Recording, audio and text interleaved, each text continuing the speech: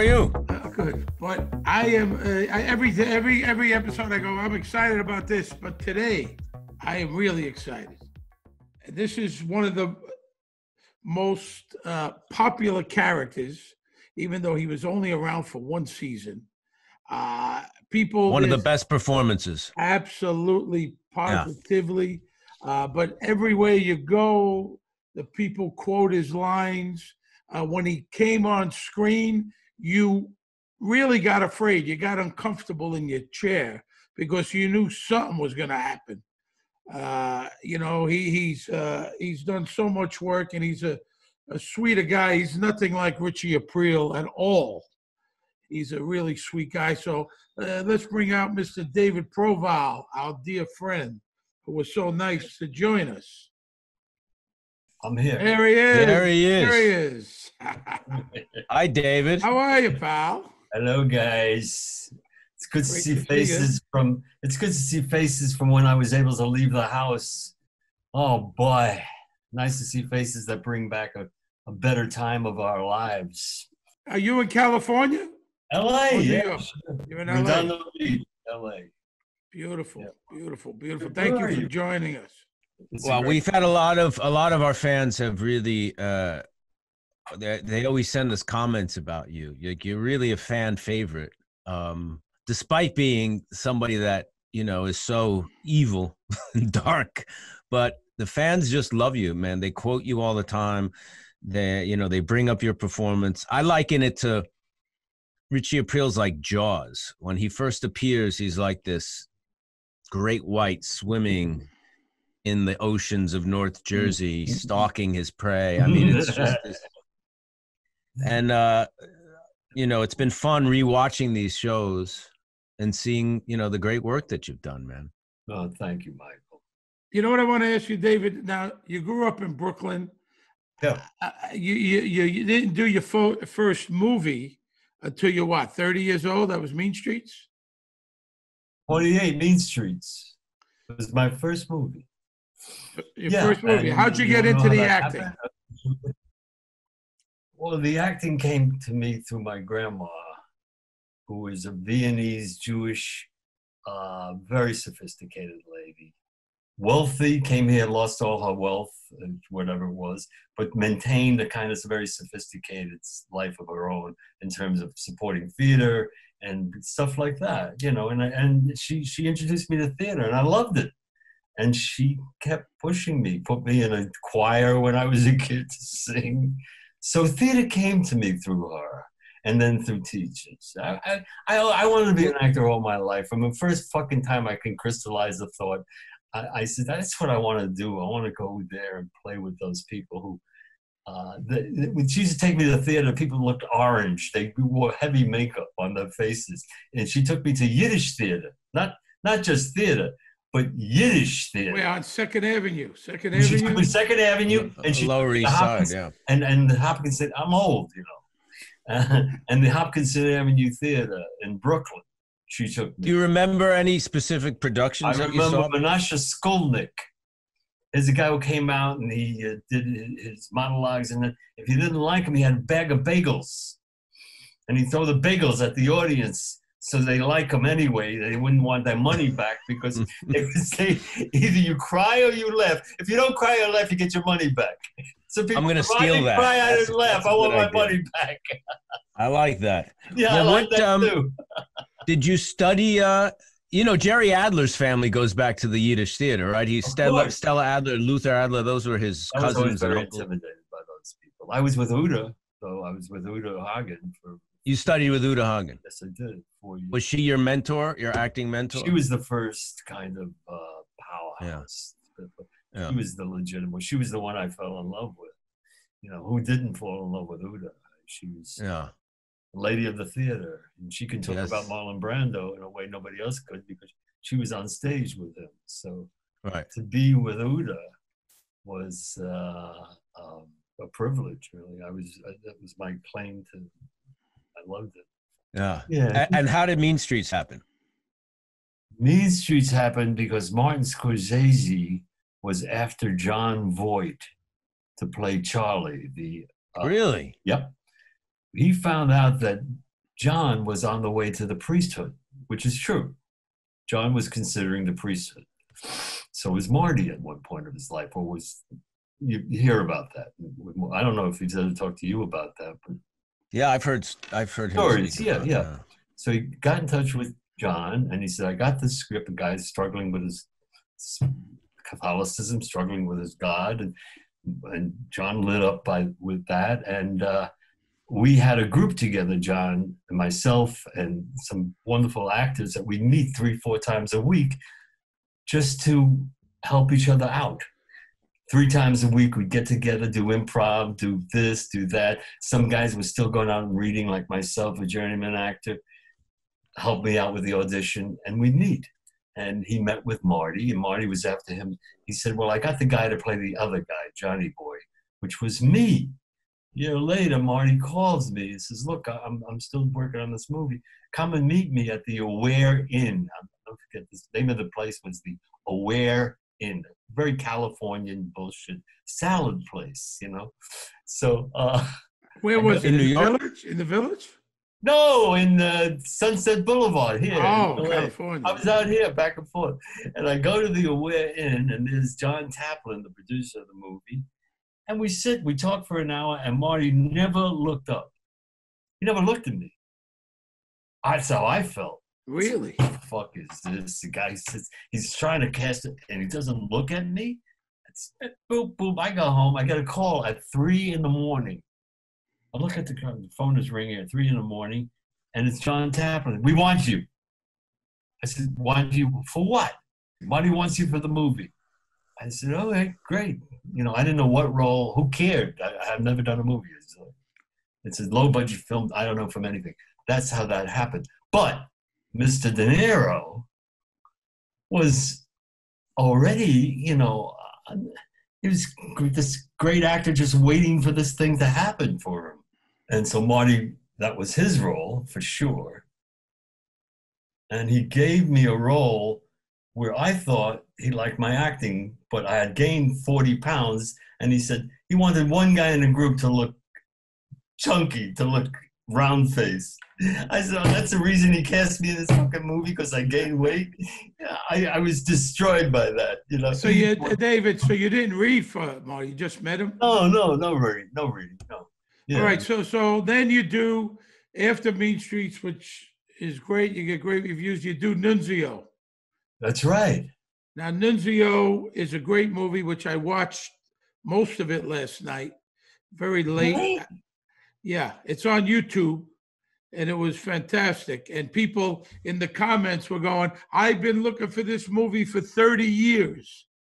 I finally found it. I've tried to get it. It needs to be on DVD and blah, blah, blah. That's so nice. So I watched, there was some great comments. So Nunzio, you were just over the moon. Fantastic. 3 years after Main Streets. You play a mentally challenged guy. Right. But what, they didn't market the movie? I mean, did anything happen from that? Because you were great. There's a story with that movie, Michael, and Steve, you're going to really love to hear. I don't want to tell it to you right now, and I don't think I've ever told it to anybody, except in private. But I'm going to tell it to you. We're shooting in Borough Park. So some guys come around and say, you know, you're going to need some help here. Puerto Ricans come around. They're going to throw eggs at your trucks. You need people to take care of these things. You know, that bullshit. That bullshit. And I've heard that growing up all my life, and I'm sitting there. I'm just an actor in the thing.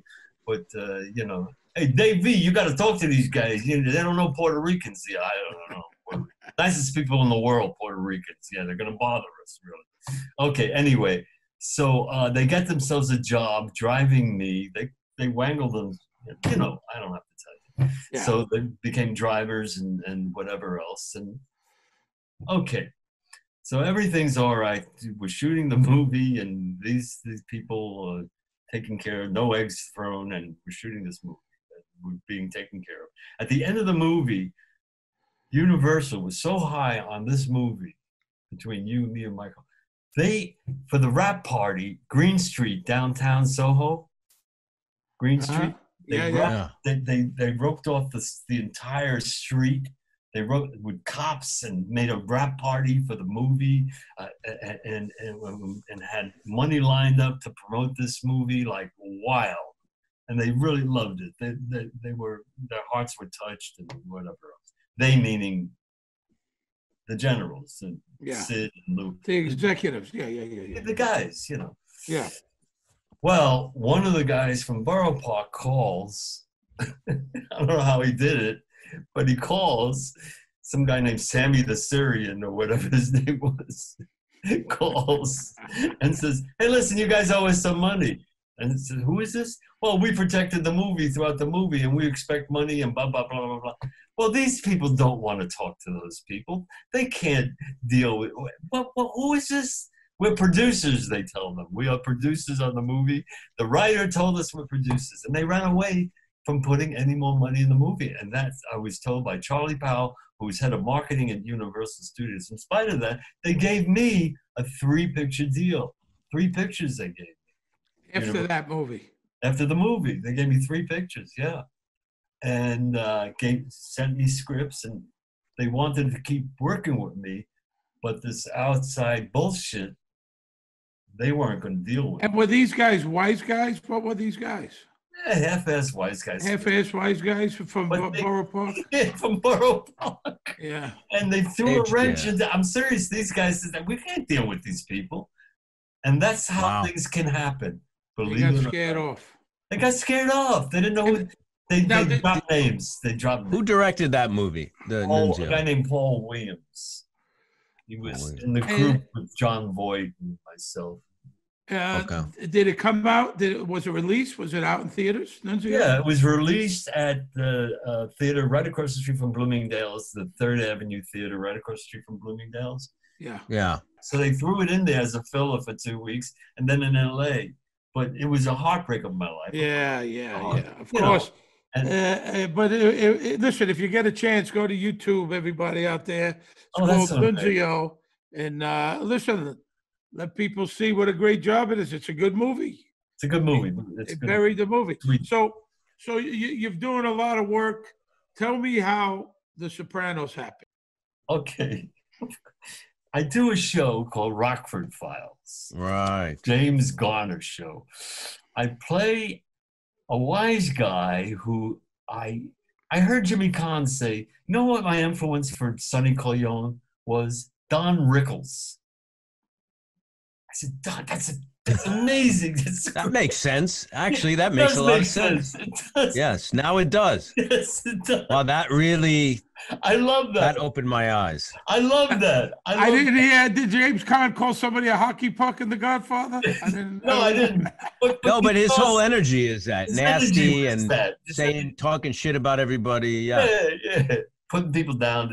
But however he did it, there was a rhythm in which he did it that was Rickles influenced for sure. Wow. And I heard him say that, and I did this role on Rockford with James Garner, may he rest in peace, great guy, terrific guy, and the director, I didn't do it on the audition. I said, what is he doing? What is he? The guy got crazy. James Garner loved what I was doing. Anyway, I'm in the van with David Chase, first day of shooting of Sopranos, my first day, and he's talking about a character named Joe Hap Adamo.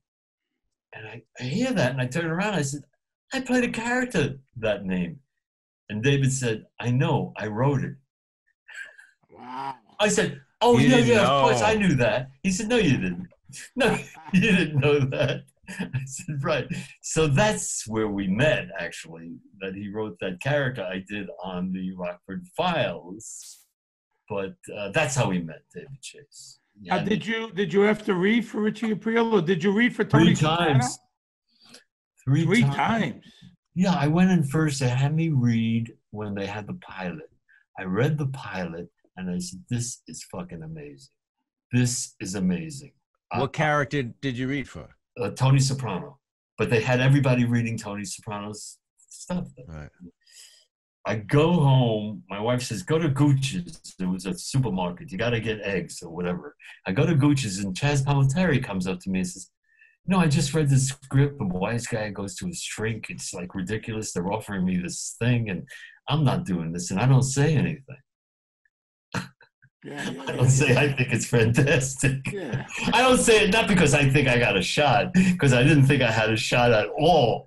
But I don't want to say anything. I don't want to say, hey, what are you, an idiot? Meanwhile, the guy wrote a screenplay, and maybe he knows more than me, but maybe he didn't know more than me. But he said, yeah, what do they think? I think they're going to buy that? The wise guy going to a psychiatrist? Forget it. I said, yeah, all right. That's it. So it was. Did you know that it was offered to him, Michael? I'm sure you did. Was it offered to him? I didn't know that. You didn't know that? Or I didn't know they offered it to him. I didn't know they offered it to anybody before. Oh, I thought they did. Yeah. I thought Jimmy once told me that. Maybe. I don't know. I don't know all the stories behind the casting. So Yeah, we don't. That makes sense. They were blessed, and we know that. We don't have to get into that. Yeah, I mean that was destiny, obviously. Oh. You know. Yeah. Yeah. I always liken it to, as far as actors are concerned, to Marlon and Stanley Kowalski or Marlon. Yeah, like that. On the waterfront, yeah. On the waterfront, Marlon and Terry, Jimmy Gandolfini and Tony Soprano. Those kind of performances are, you don't, just blessed. It happens because, I don't know, birth. Yeah, absolutely. Yeah. So you read for Tony Soprano, and then what do they give you to read? So you don't. Then they say nothing. Then they say nothing. Although the agent Susan Smith, she was like, cool, yeah. She said, "Well, they think you look too right for the role. You look too Italian for the role, and you're not Italian, right?" And there's a time in the family. There is, but my mother and my grandmother raised me, and that's what I am, Jewish. Anyway, then I get a call to read for Richie. I'm in New York. I get a call. I go up, and I go home to LA. I'm living in LA, and I get a call to come back on my own dime. I want to get on that show. I don't care. I'm crazy now. I got it. So on my own dime, I get on the plane and go to New York, read, come home. They want to see you again. Get on my own dime. Boom. Wow. Get back on a plane. Go there to read. I go there. James Russo, great actor, wonderful actor. Really great actor. Yeah. Really fine actor is there. And a guy, I keep forgetting his name, but he did the show with Candice Bergen, a situation comedy. And Robert Passarelli. He's no longer with us. He was in Murphy Brown. Yeah. Murphy Brown. Pastor. And also really fine actor. Yeah, good actor. Really good actor. It wasn't just a comic. This guy was a really terrific actor. I seen him do Gabby Hayes in a movie. He passed away way too young. Yeah. Yeah, I know. So he's there. And I said, what the fuck am I doing? What are they doing? Well, I'm not, these two guys are great actors. One has a TV series. The other one is perfect for this fucking role. I'm just burning now. I'm just like, and I go in, and I'm just nuts. From,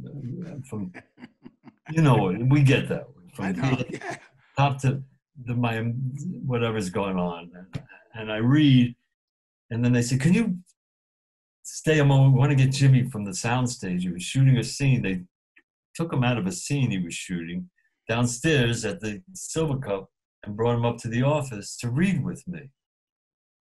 And he does this. He comes up. He says, I don't know what the fuck they want. He's complaining to somebody. And I said, this guy's in a bad mood. He's going to sit with me. He didn't want to break his teeth. I'm dead. I'm dead. And you never met him before? Never met him. I'm dead. I'm dead. The star is pissed. I'm sitting there. I'm dead. And I said, this is bullshit. I can't handle this. He sits down and he does this. We read a little bit and we finish. And I wore a shirt that day intentionally, a particular kind of gaudy, wise guy shirt. It was gaudy though. It was like a checkerboard thing. It was terrible. Italian knit it was supposed to be, but it's not, And I'm wearing it and he looks at me and he goes, where'd you get the shirt? And I say, why, you don't like this shirt? He says, no, I like this shirt. I says, so why'd you ask in that way? You sound like you don't like my shirt. He says, no, Richie, I like the shirt. The shirt looks great. No, don't bullshit me. If you don't like the shirt, tell me you don't like the shirt. What, are you afraid to tell me you don't like the shirt? And we go into an improv. It was great. He was right there. He led it. I didn't lead it. Yeah. And it went like that. He led it. And he keeps getting up, Michael, because the guy is 6'3", 6'2", 6, and I'm 5'7". And now I figure I'm dead again because this guy keeps getting up. And I look like Toulouse-Lautrec right now.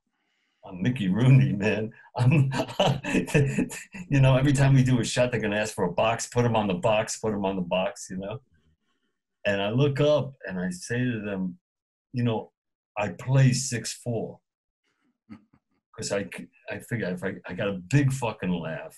You do, though. That's true. Wow. That leads to my question is, what was your approach to the role? Like, what were, you know, I mean, if you were talking to acting students and it's like, well, this was the key to Richie for me. This is how I got in. What was your way into that? That guy. After that reading, she ran out and she said, where are you staying? I said, I don't know. I'm at a hotel. Oh, tell me what. It was across the street from the Museum of Natural History. I went into the Museum of you know, the big dinosaur in front? Yeah. I stood in front of that dinosaur and I knew how small. The Excelsior Hotel, right? That hotel? Yeah, I think so. I saw how small I felt. First thing I had to do was, why the fuck did I'm looking at this dinosaur and I knew I had to look, okay, I can't live up to any of this. And the rage in me. What I was feeling was that I've been a journeyman actor at that point for a lot of years. I mean, I don't know, from let's say 73 to the year 1999 when I went in to read. And there was something within me that was felt 100% entitled to do this, to be on this show. This was, it's very hard to verbalize, but entitlement and rage and anger at the whole thing. There's a line they wrote, I don't know if maybe you wrote it, but you can't give me what's already mine. Right. Was a line for Richie. It's a great line in the thing. Really great. It's a great line. You can't give me what's already mine. And Richie understood that completely. And so did I. I always felt mine was as you do, as Stevie does. We gave our life to this. We gave our blood to this. Yeah. And we respect it and we love it. And there's a point in life where you say, I'm entitled to this work. It's precious. I'm privileged to be able to do it. But it's mine. I love it and it's mine. So then, and that's very real. That's you're very tapping real, into yeah. something I'm smiling very, very now, real. but it didn't put a smile on my face 20 years ago. Yeah. 20 years ago, it makes made a lot me of feel sense. like I could fucking tear anybody's. Yeah.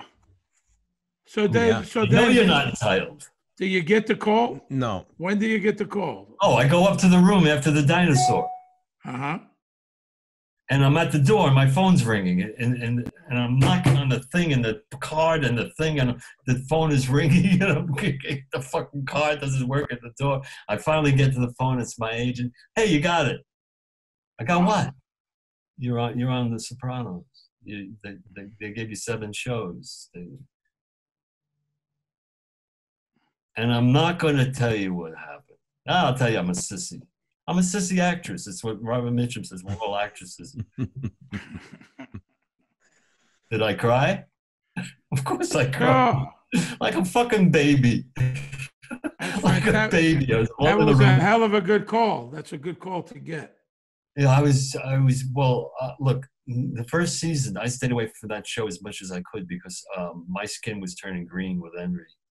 I had to stay away from watching that show. I loved it so, it's your work and phenomenal and all the work on the show. And I was just, why am I not with these people?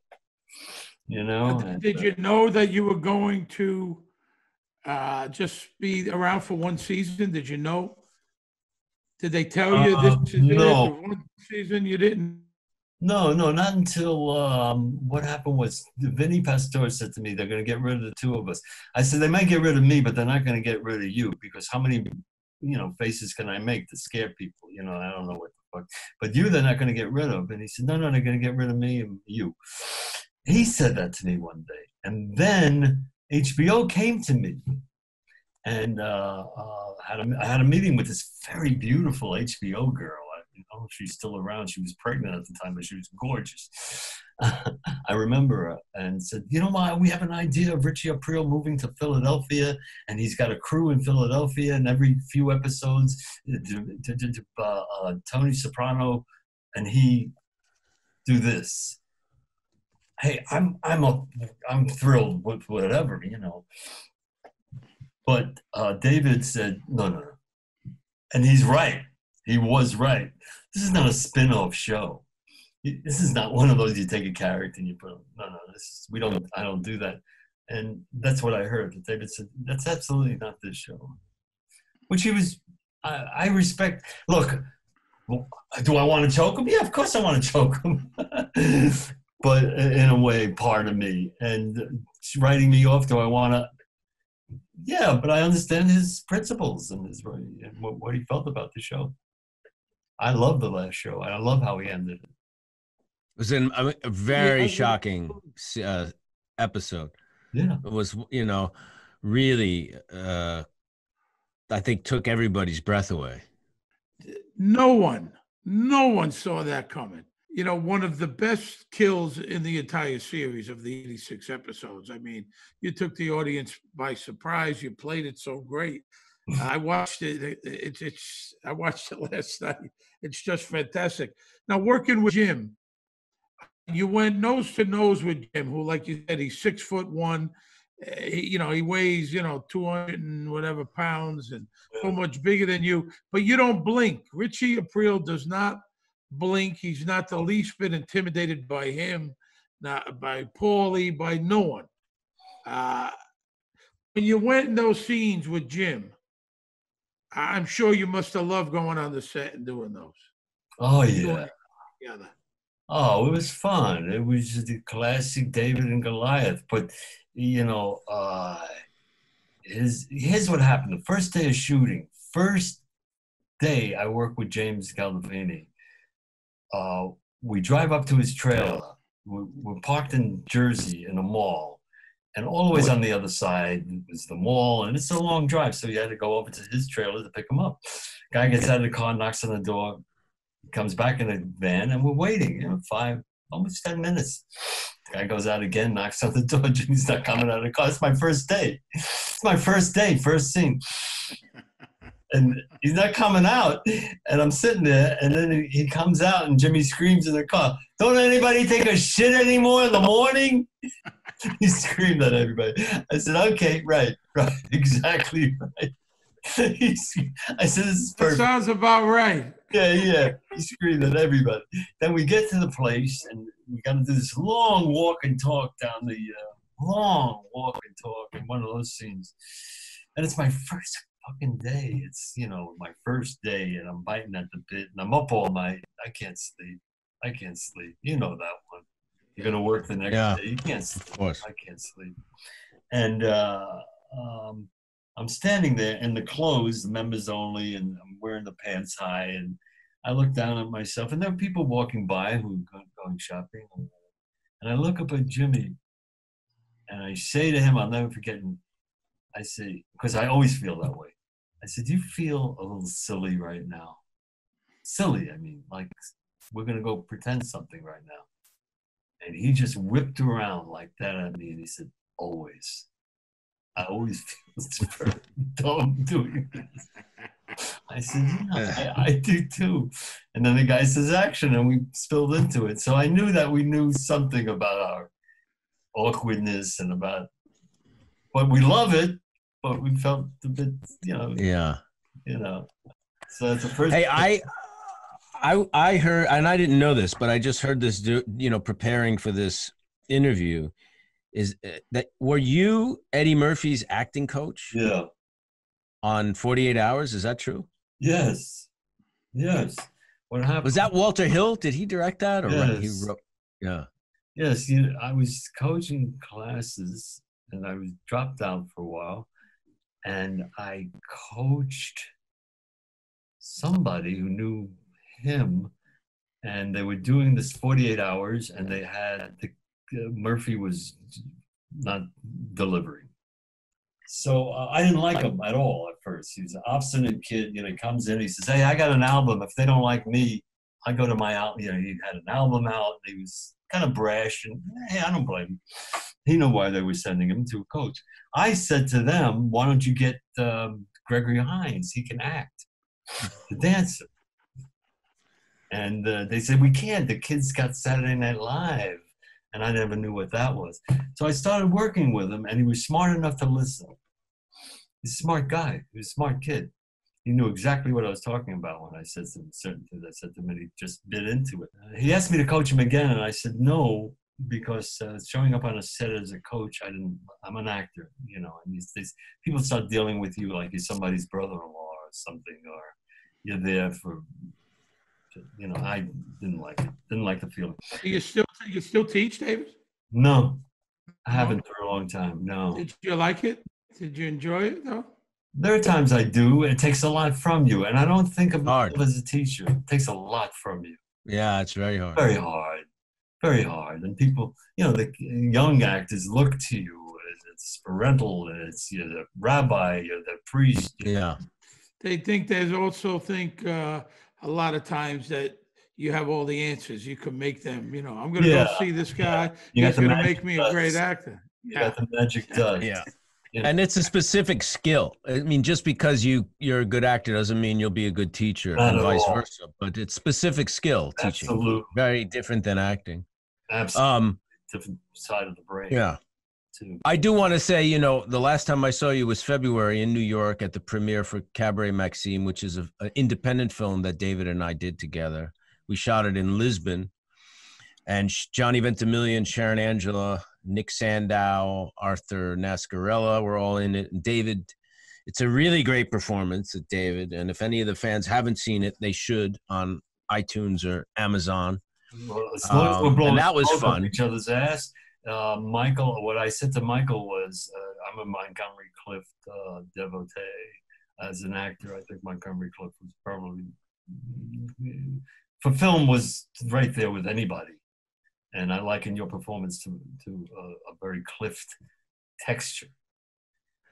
That's nice to hear, because he's one of my. It was great. I saw it. I was great actor. Very romantic, Michael, is in this movie. Very romantic. Yeah, it was a good one. It was a personal one, and we had a good time in Portugal. I'm glad you got to come, you and Cheryl. It was a lot of fun to be there. It was wonderful. It's amazing, and we'll do it again someday, hopefully. Yes. David, I couldn't thank you enough. You be well. You tell Cheryl hello, and thank you so much. Really, it's great seeing you and talking to you and spending time with you, man. Well, thank you. Yes, sir. Great having you, man. Thank you for bringing up this. I'm very touched by that. Thank you so much. Thank you. All right, brother. We'll see you soon, all right? Okay, my man. Take care. Hang in. Thank you, brother. Thank you. Bye. David Proval. I mean, I think that was fascinating, talking about how he tapped into his rage at the industry, collecting what he felt was already his, you know what I mean? What he was owed. I mean, that, it's a lot of actors who don't really hit the public eye till later in life. It's a common thing, Well, a lot of people see an actor in a series or in a movie and they think they came out of nowhere. But in the meantime, you look them up and they've been around for 20 years or 10 years and they've been bouncing and hanging on, trying to make a living and doing plays and theater. And then all of a sudden it's like, where's this guy been? Well, he's been there all along. Yeah. Remember John Mahoney, he passed away. He was on Frasier. He played Frasier's dad. That series, he hit in that series at 53. He was a big theater guy, Steppenwolf in Chicago. I saw him in a play in the mid 80s called Orphans at the West Side Arts Theater that he starred in with Kevin Anderson and Terry Kinney. It was a Steppenwolf production. Gary Sinise directed. Mm-hmm. And he played this alcoholic rich guy. He walks, I'll never forget it. I was in the last row of that theater. It wasn't a big theater, but I was way up the last row. He enters the play a few minutes into the play, and he enters drunk. He's playing drunk. And I swear to you, I smelt booze. And he was so effective at creating that drunk. I smelt booze on his breath in the last row of that theater. Wow. That's just the Paul Calderon. You know, you worked with Paul. Oh, I love terrific actor. One of my favorite scenes I've ever did. Paul did a play with De Niro called Cuba and His Teddy Bear. Burt Young, De Niro, Ralph Macchio. And Paul comes on stage with gangrene. Like he's playing that he has gangrene in the leg. Martin Sheen was in the audience. Martin Sheen went backstage and said, hey, what did you put on your leg to give it that smell of the gangrene? And Paul said, I didn't put anything on it. Wow. He's like, no, you put kerosene. What'd you do? It smelled like you had the gangrene. He's like, I didn't put anything on the leg. Wow. It's like an illusion, you know, illusionist, making you think you're seeing or smelling, your senses are. Of course. And Paul Calderon, if people see him, they know him. And Paul's been around forever, and he's done some incredible work, but not a household name. No, should be. He teaches, but he should be, you know. Yeah. Robert Forster. You know Robert Forster from Jackie Brown. Right? And then he was collecting his pension. Okay, at 55, I think you could collect your SAG pension at 55 or 57 or whatever the number is. He was collecting it because he hadn't been working. And then he gets Jackie Brown, and he never stops working until the day he dies. I was lucky enough, Soul Man, Cedric the Entertainer sitcom. I was a huge fan, just happened last minute. I'm doing an episode, and I'm working with Robert Forster. We were playing priests, and he was such a good guy, and we sat and talked, and then he said, hang on, I got something for you. And he went to his dressing room, and he gave me in a box a letter opener. And he says, I give this to people that I like, other actors that I like. I guess he must carry them with him, and he gave one to me, and it was I have it in New York. And wow, yeah, it was very generous. Yeah, a beautiful, thick, heavy letter opener, and we just talked about the business, and I always had wanted to meet him. And another guy, Richard Farnsworth, you know who that is? Yeah, I know the name. The Natural, right? Was one of many movies. He had been a stuntman for many years, worked with Spencer Tracy and Clark Gable, blah, blah, blah, becomes an actor way late in life and a very successful actor. You could look him up. Terrific, natural, not good looking, an old, crusty man, wonderful voice. He made it late in life and had been around the whole time, you know? Interesting. You know, Alan Rickman, who passed away, who got famous at 42 with Die Hard, started going to drama school. I think he went to RADA, Royal Academy of Dramatic Arts, in his 30s. Wow. Like had a complete change of life in his 30s and started studying. Samuel L. Jackson was around and did a lot of theater, you know, little parts of movies. Jungle Fever, he hit at 43. Did you know him? Did you know Sam? I had worked with Sam before Jungle Fever. We did a movie called Fathers and Sons that Jeff Goldblum was in, Famke Johnson, and Rory Cochrane, a couple other actors. Anthony Rubistello was in that. That was way back, 88 or something, and I met Sam on that. But that was his big break was Jungle Fever. Jungle Fever. Also, how about Vincent Gardenia? Now, Vincent Gardenia lived around the corner from me, and I knew of him from when I was a kid. He had been around, big theater guy, a lot of movies in Italy, Broadway. You didn't really know him until it Banged the Drum Slowly. I think he gets nominated for that. He plays the manager. Also, Death Wish. And then suddenly Vincent Gardenia's everywhere. Moonstruck. He's on All in the Family. And it was way later in life that he became a star, a well-respected actor the whole time, but becomes a star. Tony Sirico, our friend, our dear friend, banging around forever and ever. He was living with his mother and I'm sure you know this, on a cot in her living room when he got the job on The Sopranos. Well, he lived with her for a while The Sopranos was going. But he was sleeping on a cot because he was working a little bit here, a little bit there. Dominic Chianese was living in a studio apartment. He was 68 years old when he got The Sopranos, or thereabouts, 67. Yeah, he was Johnny Ola. Yeah, he was in Dog Day Afternoon. Didn't work that much. Actually worked for the Parks Department, I believe, and was a bricklayer at one point, and was thinking about giving up the acting, and hung in there, and then he becomes Uncle Junior, his defining role at, mid to late 60s. Yeah, that's amazing. Leslie Jones, the comedian, struggled in stand-up. Saturday Night 47. Live. She hit Saturday Night Live at 47. I didn't realize she was that old. Did you ever book her? No, but I at the Garden of Laughs that I host every few years, she was on the show one year. She was very funny. She was really good. Yeah, very good. Vic Dayback from Alice. Remember Alice? He was in the movie though too. The Alice Doesn't Live Here Anymore. Yes, he was the only one that made it to the series. But Vic Dayback had been around. I think he was an Actors Studio member. Actors Studio, yeah. But did you know him before? You didn't know Vic Dayback before. He had a tremendous run on TV. Also, Phil Foster was a stand-up comic. And he also was in Bang the Drum Slowly. And he was Laverne and Shirley's dad. Oh, that's right. In his 60s. Well, I don't think he was both of their dads. They weren't sisters. No, well, I think he was Laverne. Penny Marshall, I don't know. Penny Marshall's dad. He was one of their dads. He was somebody's dad somewhere.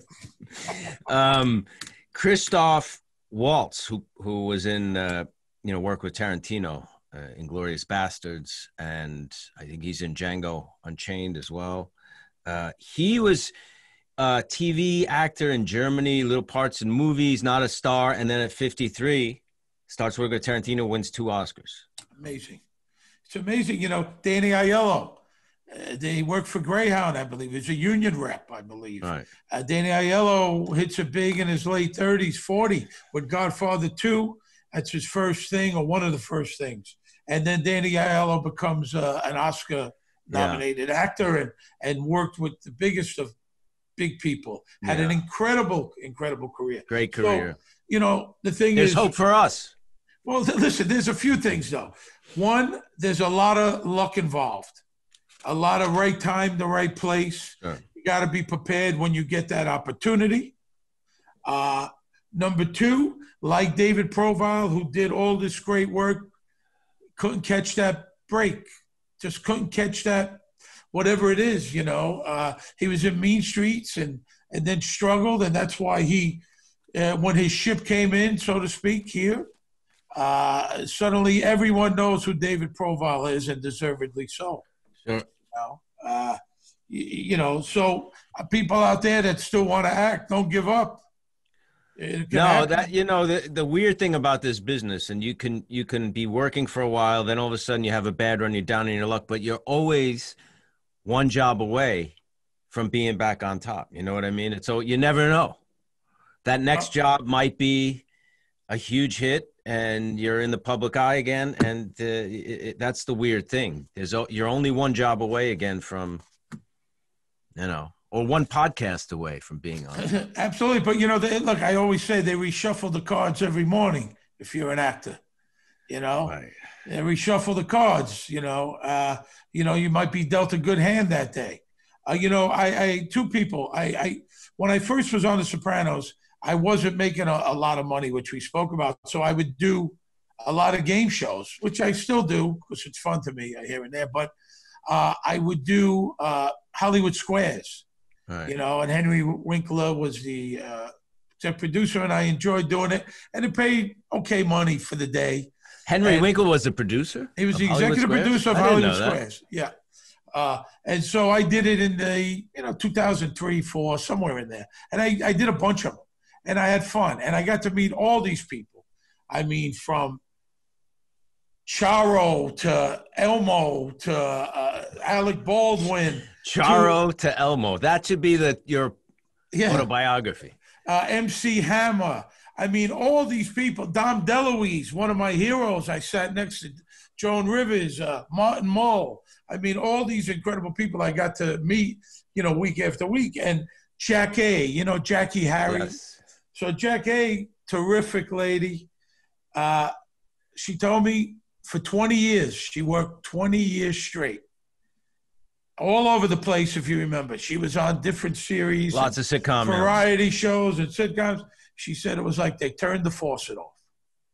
And then she struggled, and she's still around and doing fine. But this was a while ago. She said it just dried up.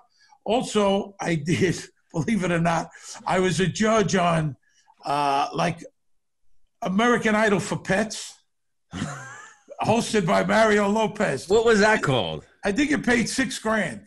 I don't know what it was called. Pet something. And I was a judge with me, Virginia Madsen. Really? Virginia Madsen. Very good actress. A great actress. And she was struggling. And then not long after, Sideways comes out. Puts her right back on top. And she's all over the place and has been given great roles and has done a great job. But her too, and you got to go do what you got to do.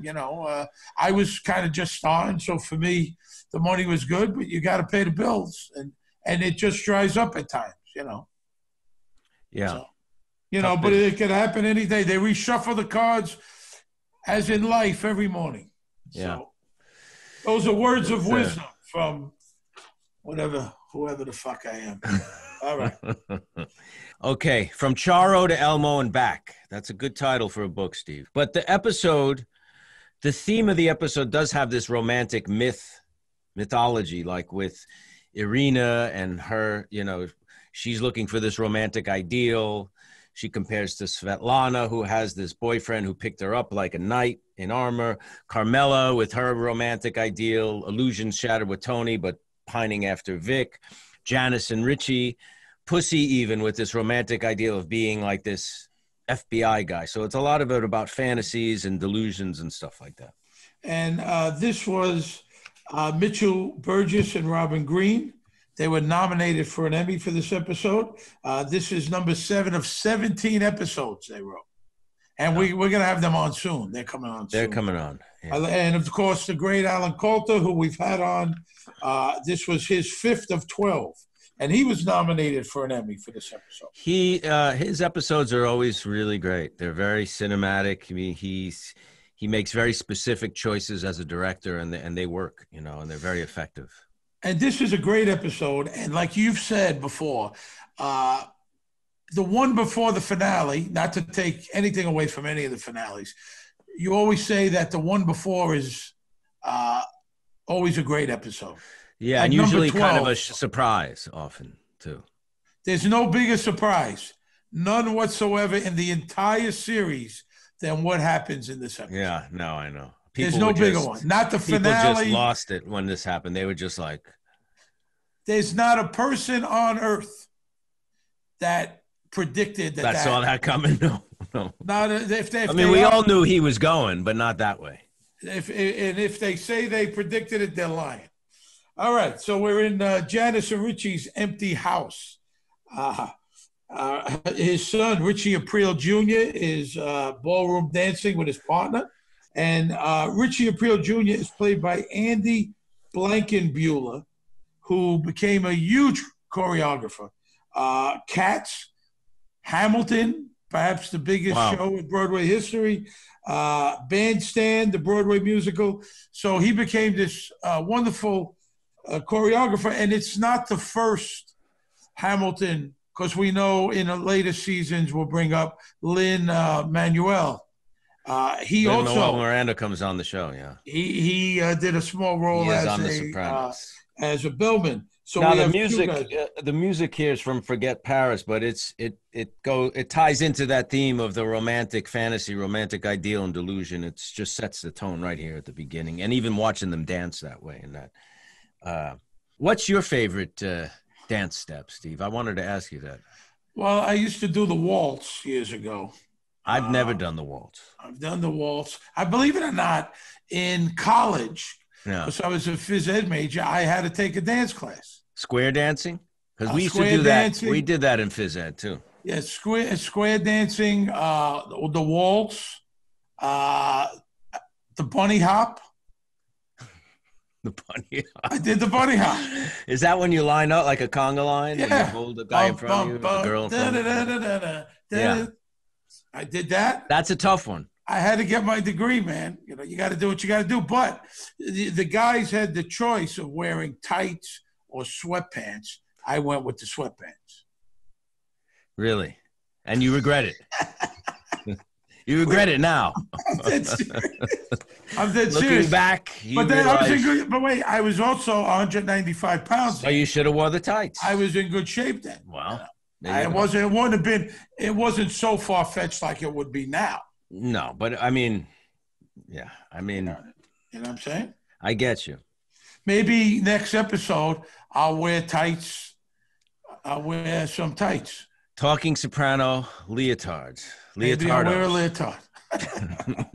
So Tony and Janice come in. They're carrying a couch. She calls it a settee, Setee. Yeah, she's really into the whole. Very pretentious, right? Yeah, the whole rising up her station in life. Yeah. And then Jackie Jr. is there, who is Jackie Aprile Jr., played by Jason Sabone, who's coming up soon. Is this the first time we see Jackie Jr.? Yes. That's the first scene. Yeah. This is the first time we see Jackie Jr. He's there with his buddies, drinking Australian Foster beers, playing video games, smoking cigars, middle of the afternoon. And Tony calls him his wastrel friends. Right.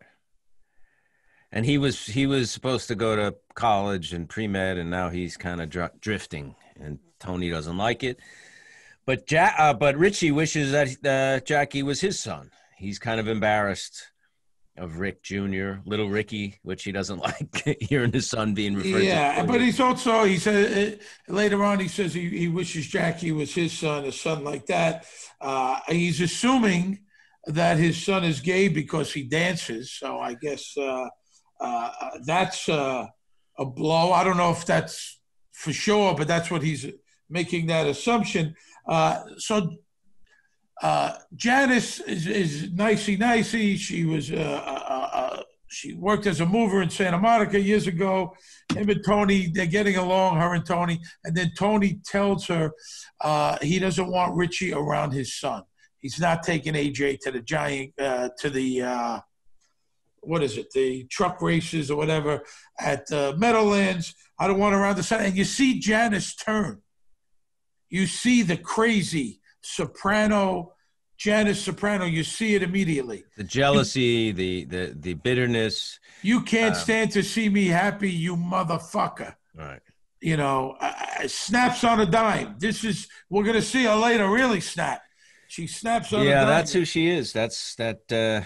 What do we call that? The snake, the cobra, whatever. You can't stand to see me happy. She's also in denial. What about Beansy? Tony keeps bringing that up. What Richie did to Beansy, and she's got some bullshit story. She knows it's not true, but she's in big time denial. Yeah. But Tony says at one point, I don't know if you caught it. How many jobs have you had in this lifetime? And she makes a reference to, well, this is never going to work again. Enough to know that I don't want to work anymore. So she's looking for, This is it. This is her ticket. What did she say? The transmission slipped, and Richie could have been hurt really badly too. I mean, she knows that what really happened, and then she brings up he owed the money and all that. So, but you see the Janice come out and right here snaps, and then they're still dancing. It's a great scene. Them in the background dancing. It's a great opener. He says, "Shove his setee, I guess. Setee up your ass." All right. It just sets a tone for Tony too, because he gets hit from all sides in this episode. Episode. I don't know how this guy does it. He's just, everything's making him miserable. He's just fed up with it all. And there's no rest for the weary here, no peace, and no enjoyment. For sure. I mean, look, he's got it coming from Janice. He's got it coming from Richie. He's got it coming from Junior, from his gumada, which is supposed to be a pleasant thing. When you're with your gumada, you're supposed to enjoy and have fun. She's giving him grief, and of course, his wife.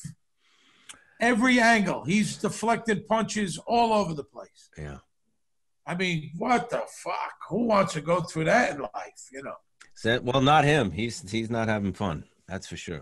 Irina's apartment, they're having sex. He tells her, maybe you should think about finding someone who can give you everything you want.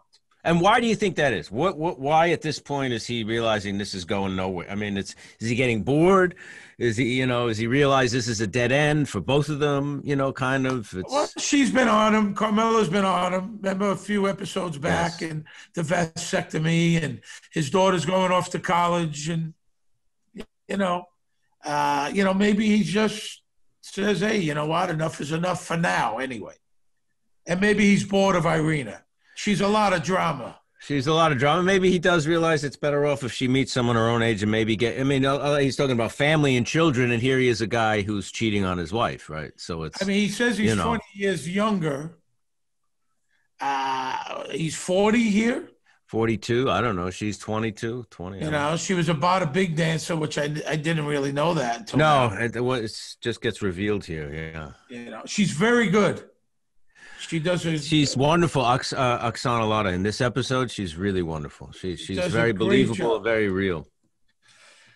So he tells her, we're talking about a family, marriage, children. Get someone that's going to take care of you, And then, of course, she gets annoyed. Don't start with the moody shit. The famous line, tomato sauce for your ass. It's the Italian version. Threatens to kill herself. He's going to help her with a modeling job, Yeah, and he's like, what's wrong with you? You don't know what you want. I mean, does he know what he wants? I mean, he's, here, he's a guy who's married. He's cheating on his wife with this young girl. I mean, it's like, but he's frustrated with her because she's kind of happy with her relationship with him. She's okay with it. He's the one that's having the problem, right? Well, she mentions about the limo driver. Tried to make him jealous. Somebody like that.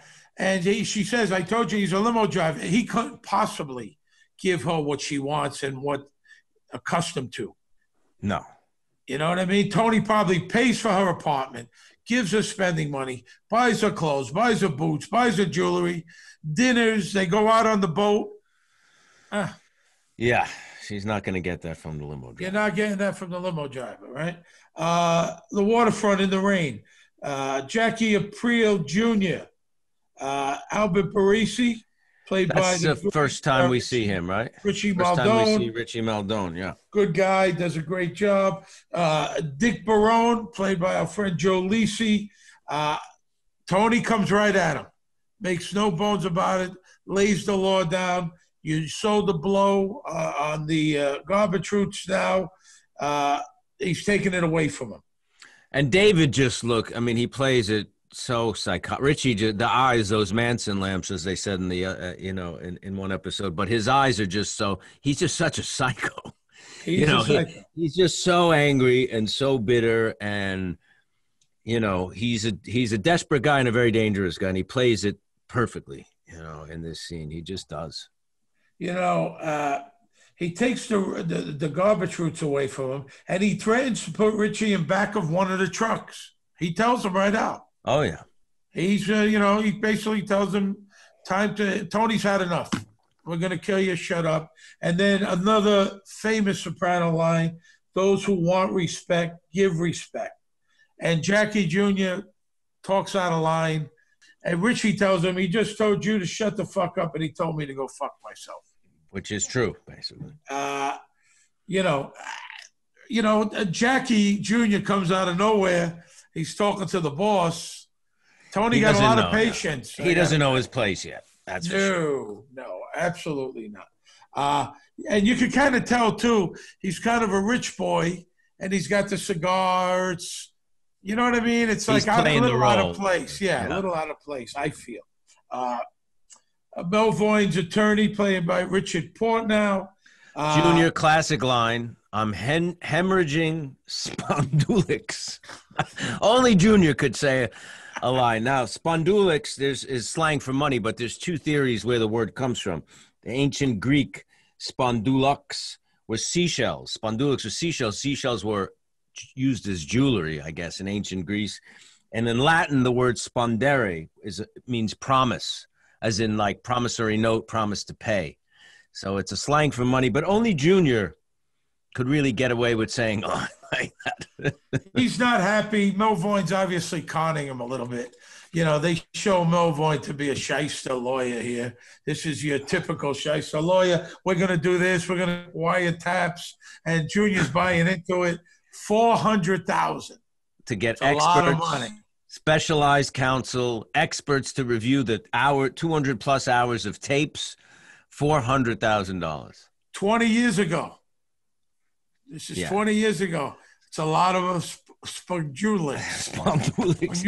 The Junior likes the idea, but he doesn't like the cost, obviously. He needs money, and now he's screwed because Tony's cutting off, a big avenue of his income. And you could tell Melvoin's conning him.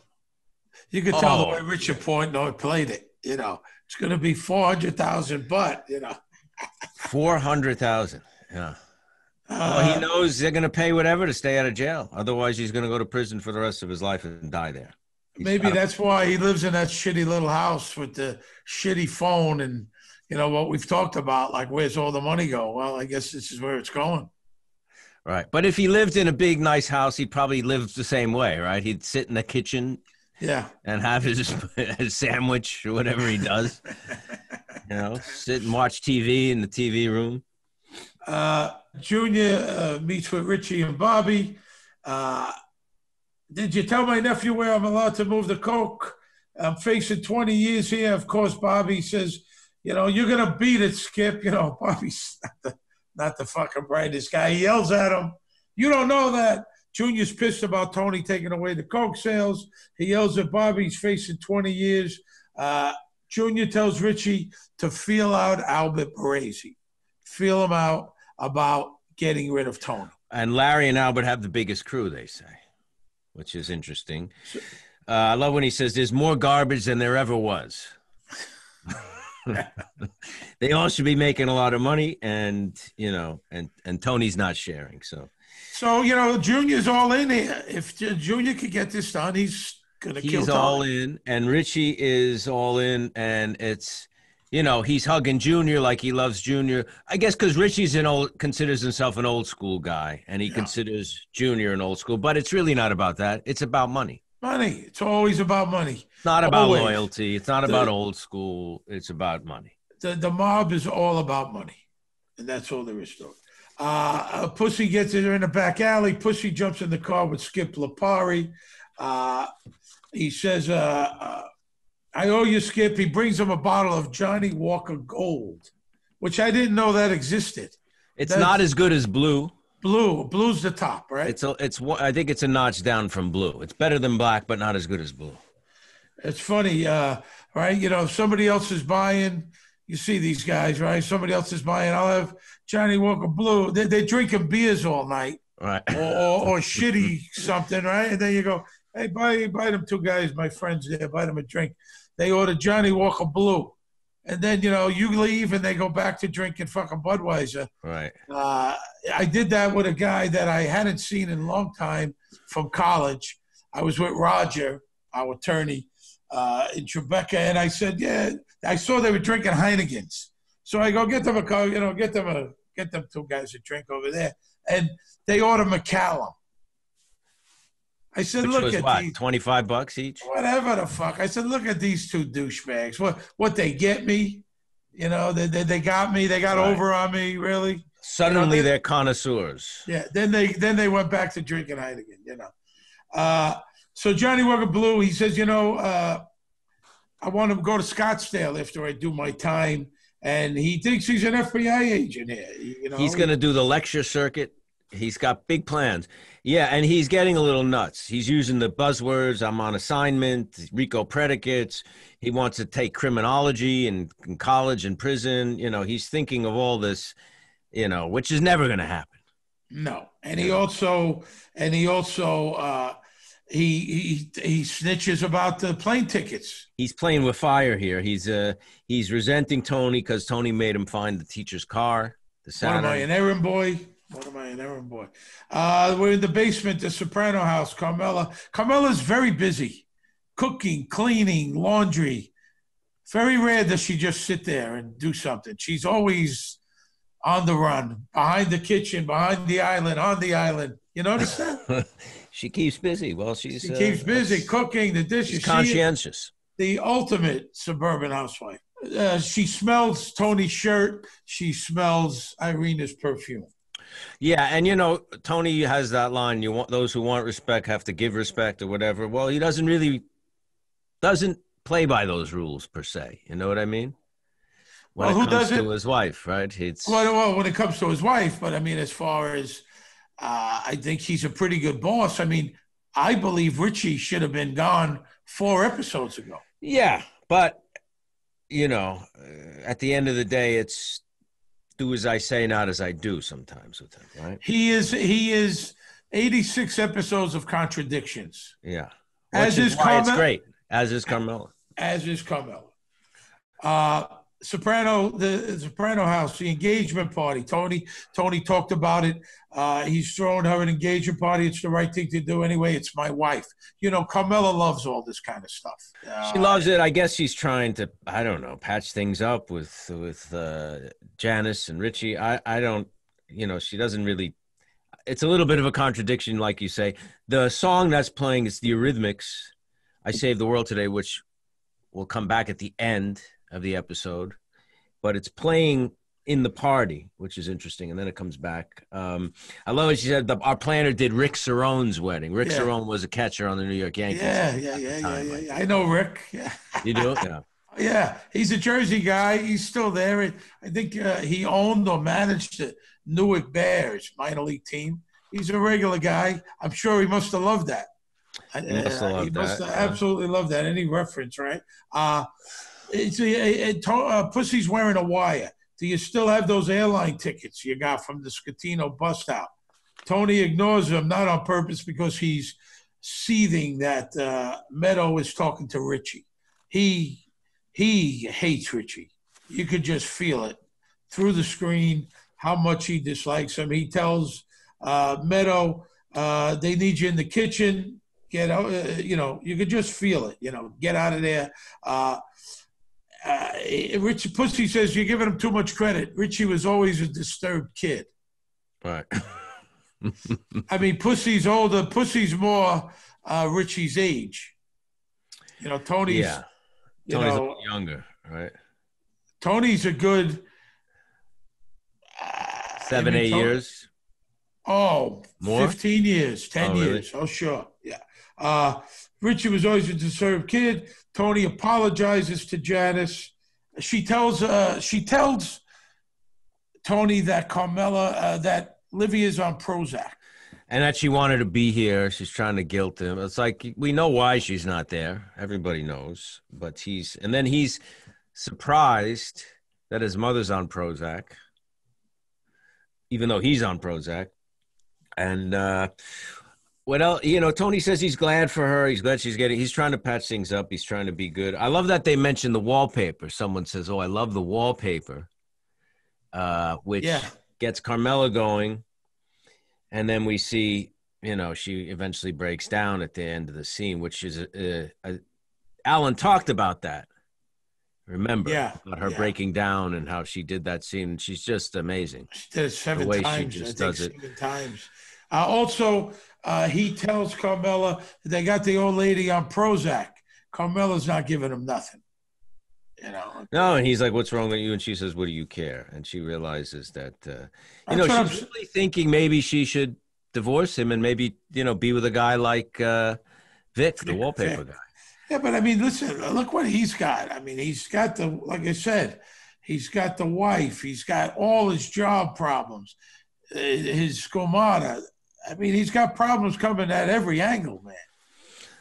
Yeah, he certainly does. And she's not aware of all that stuff either. This is when you go, you know what? I'd rather just work at the post office, 9 to 5, go home.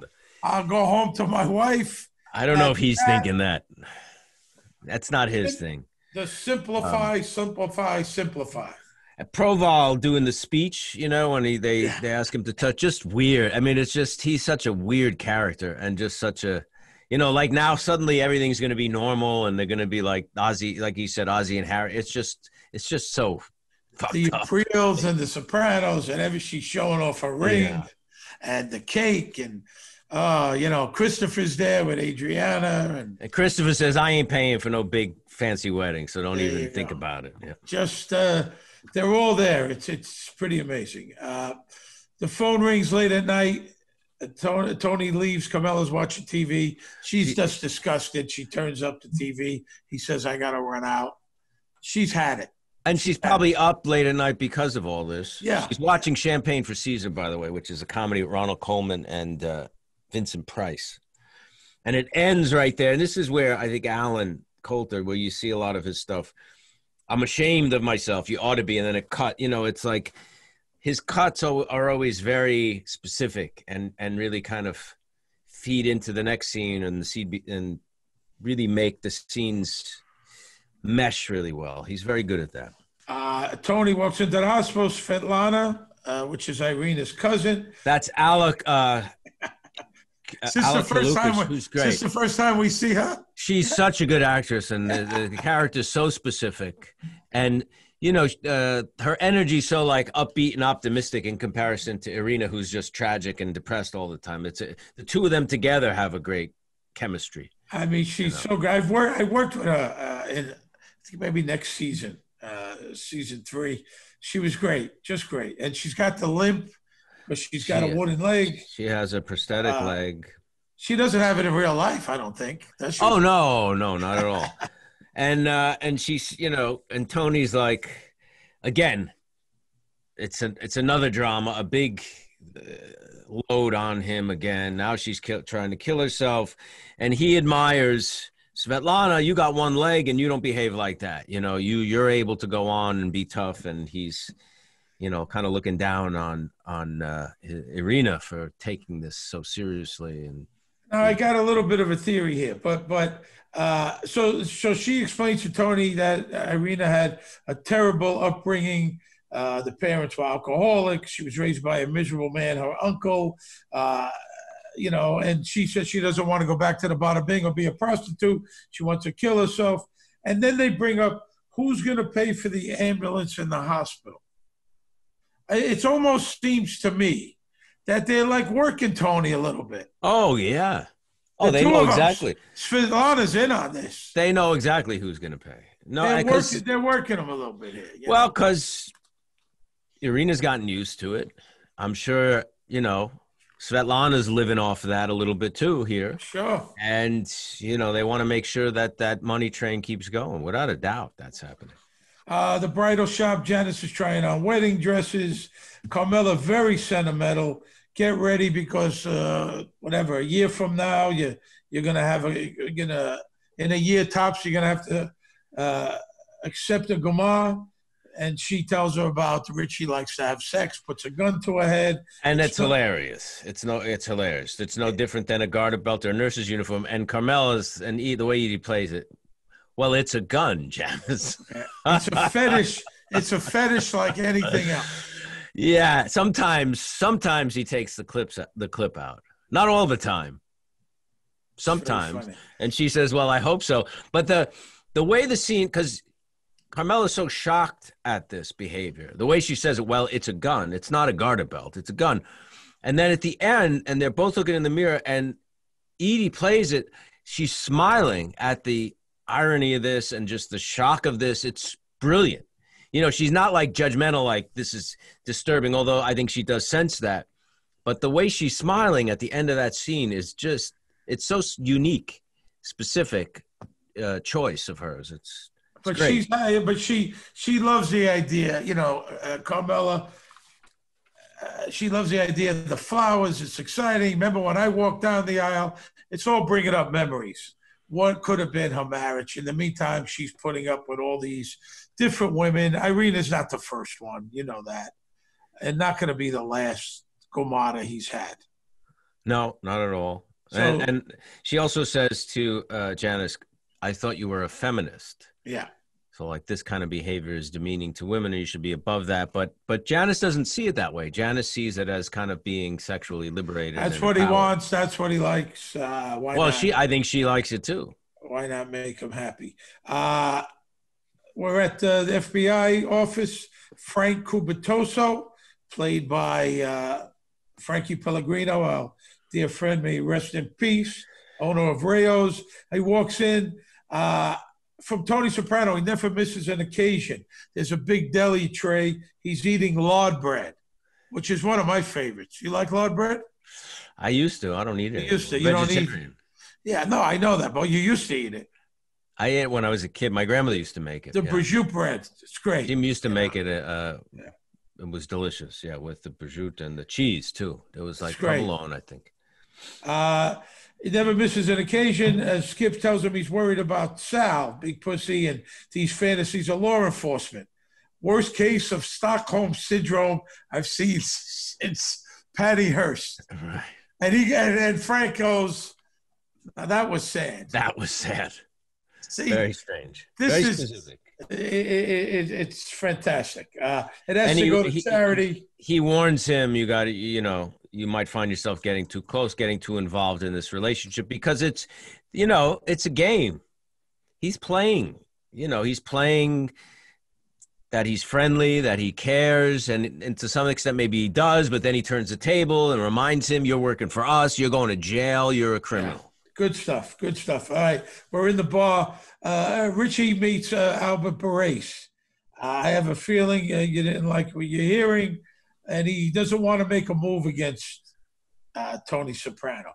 The thing is, Albert repeats everything that Richie says, and Richie just stares at him. It's really hilarious. Yeah. Richie doesn't say, what the fuck are you doing here? He just looks at him like... No, he realizes that this guy's not the brightest bulb, and this is what he's got to work with, And, I mean, Richie's not stupid. Richie's very crafty and shrewd and conniving, but Albert's not the brightest. And he doesn't want to make a move against Tony, so he says, no. It's just, this is incredible comedy played straight. Yeah.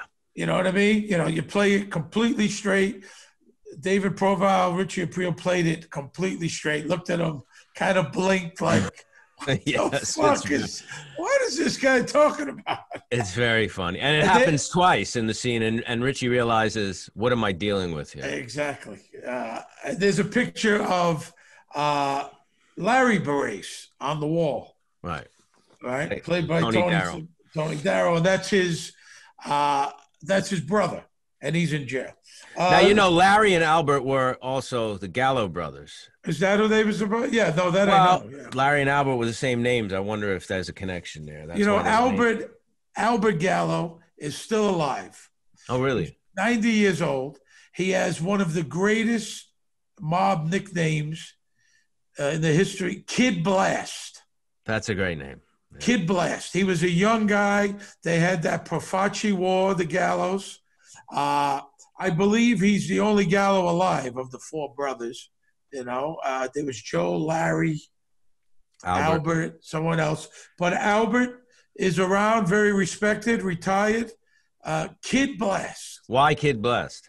Because he was in this war, and I guess he must have been shooting guys. He was blasting away. All right.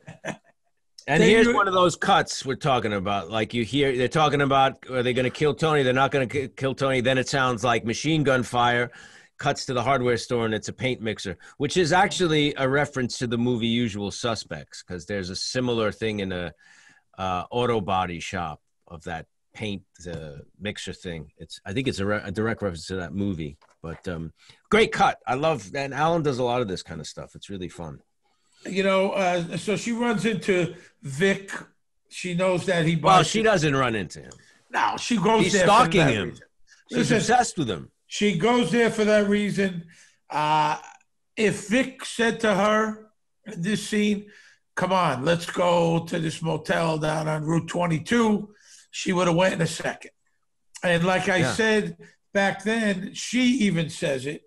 Thank you for that day. You know, she's playing, you know, thank you for that day, because if you would have came, something, I might have did something that I would regret forever. She would have. She would have. She also says someday I might be free. Yeah. And then she kisses him on the cheek. That's kind of odd. She's the wallpaper man. They shared a kiss. You know, they're no friends. I mean, if you think about it, they didn't spend a whole lot of time together. She wants him, and she would love for him to say, hey, you know, let's go have lunch. Let's go. And he doesn't, you know, and he is very relieved when she's gone. He feels he dodged a bullet there for sure. He's relieved. I mean, and he doesn't, you know, I don't think it's just because of the danger that is Tony Soprano. It's also because of the wreckage that Tony caused in his own family. And I think he's a good guy, and he sees that as just, you know, he doesn't want to touch that with a 10-foot pole, you know, that the family and the criminality of all that stuff. Another great cut, because he says, you know,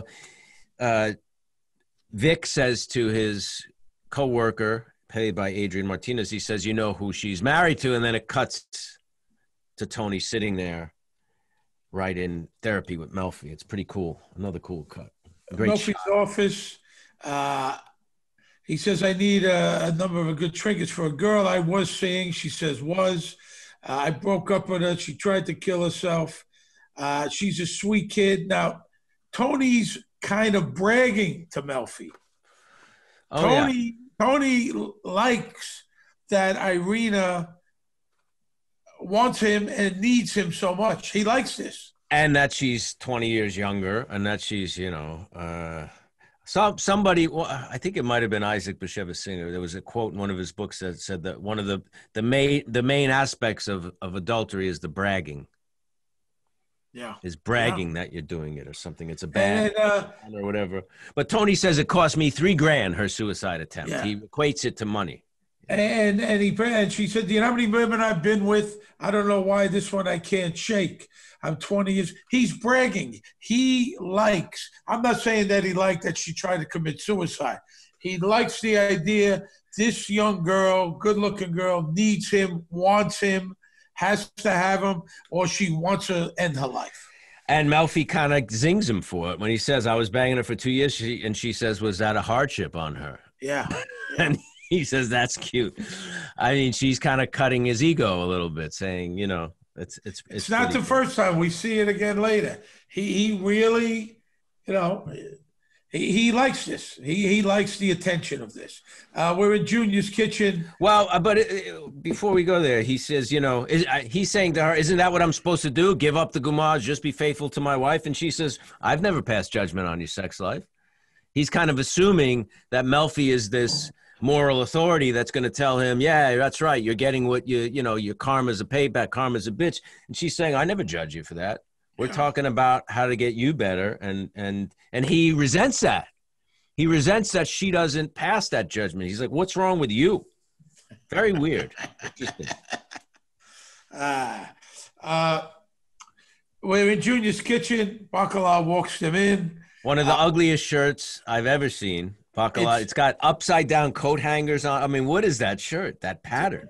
I think it's fantastic. I think I might have that in the garage. That is one of the weirdest patterns Listen, the stomach looks ridiculous. My head is tiny compared to the stomach. The shirts, it's fantastic. Juliet did an incredible job there. Junior's house is really ugly. Right? Isn't it really ugly? It's also always lit very dark, you notice. Yeah, it's never bright. It's always like he's in the shadows. It's always very green, depressing. That yellow chandelier, the metal, the phone on the wall. It's awful. Just an awful paneling, wood paneling. It is. So Richie comes in with Jackie Aprile Jr., and he says, Larry's out. And Junior pisses off. I can't eat. I knew it. Fuck it. Ba, ba, ba. Richie said, let's do it anyway. Albert will come along. He's still trying to get Junior. Let's do it. Albert will come along once we do it. And Junior's upset. He's disappointed. He wants that money, And Jackie Jr. comes up with some mumbo jumbo. And is someone speaking? He doesn't even want to hear it. But he doesn't dissuade Richie of that idea that they may go forward anyway, because he says, screw our courage. We have to screw our courage to the post, which comes from Shakespeare. Lady Macbeth says, screw your courage to the sticking place, which means get your crossbow to the ready point, which means, stay on guard. Yeah, but the only thing that I think at this point, once he knows Albert's out, he's out, Junior, but he's kind of leading Richie on, saying we might still go through with this. Gotcha. But Junior's gone. No. Oh, yeah. Oh, no, absolutely. I misunderstood you. No, for sure. He's done. Once he hears that, he's out.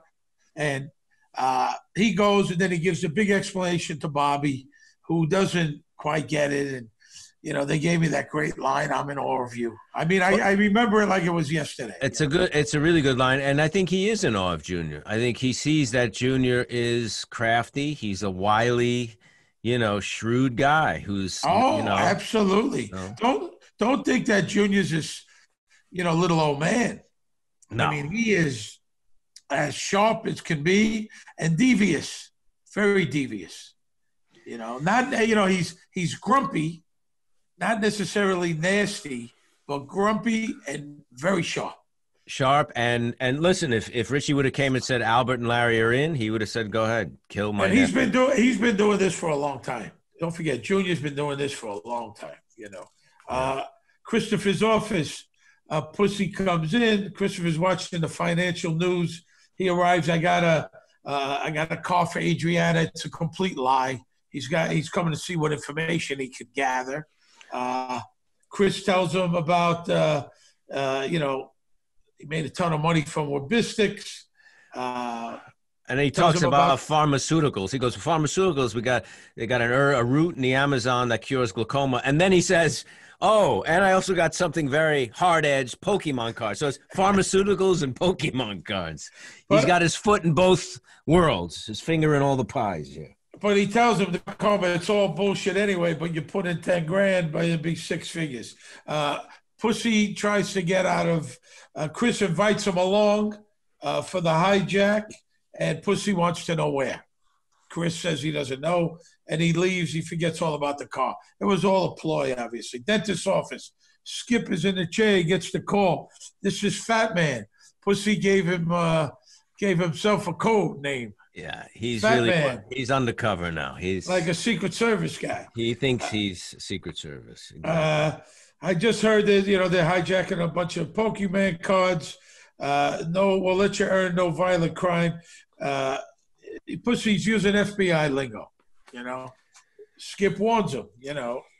Louis Lombardi's very good. He plays this episode. He's very good, and he plays it. Not over the top at all, just plays it just perfect, Yes, and once again, the specificity and detail of The Sopranos. He's not in the office at his desk. He's in the dentist's chair getting his teeth. Yeah. You know what I mean? There's always something that's specific and real. Yeah. Irina's bedroom. She's crying with Svetlana. She went to the modeling agency. She waited 4 hours. He says he's too old. What was she going to audition for a model for a salad spinner? She don't like that. No, she was too old. She was too old, and he realizes that's going to really mess her up. She's already vulnerable, and that's going to, I guess they want a kid. They want like an 18-year-old to spin the salad or whatever. And then the cousin, she tells her the leg fell off in the Gap store. The boyfriend carried her. There's the romance you've been talking about. And Russians don't like therapy. It's like being sent to Gulag. They're afraid of it, yeah, I guess, because of the connotations that it has to the old country. But he's really trying to get her better. You got a number. He wants her to go to therapy. He wants to try to help her heal, try to help her recover from this suicide attempt, but that's not going to happen, obviously. Livia's house. Richie's watching TV, and Janice is going on with some mumbo jumbo kitchen systems. Kitchen. 20. It's probably a kitchen. 20 grand to do some Bauhaus. You know, Bauhaus is like a geometric, cold, abstract design. She wants a Bauhaus kitchen for 20 grand, and Richie's trying to, you know, he doesn't know where his next dollar's coming from, it seems, and it's really pissing him off. I mean, he tells her nicely, kind of, you know, slow down. The decision didn't go my way. Slow down a little with the spending. And she's just full steam ahead because she is evil and crazy. And all in on this image of the mob queen. It's what she wants to do. I love Livia on the intercom. That must be driving them insane. Richie too. That must just drive him batty, hearing her all day long, shouting over the intercom. He can't handle that our house is going to be nicer than his. He doesn't want you around his kids. She's manipulating Richie, manipulating him. Everything is calculated here. Yeah, well, I'll tell you this. Stirring him up. He's really mad that Tony doesn't like Richie being around his kids. He's really mad at the jacket. This stuff really gets to him. The jacket has never gone away. He's mentioned it ever since it happened. And that is stuck in his craw, my friend. Him giving the jacket to the Polish maid's husband. Richie is pissed, really pissed. He throws the bottle against the fireplace. Pussy's on a personal stakeout. He's recording. He's got Chris and the other guy. That was Ryan Carey from who used to work at Ciel Rouge, was the bartender. That was Ryan's a New York stage actor playing Tommy Mack. That's not the Searchlight Diner. It's called, we dressed it as the Searchlight Diner. It's actually Sebra's Rodizio in Newark. It's a Brazilian steakhouse place. Did you get him the gig?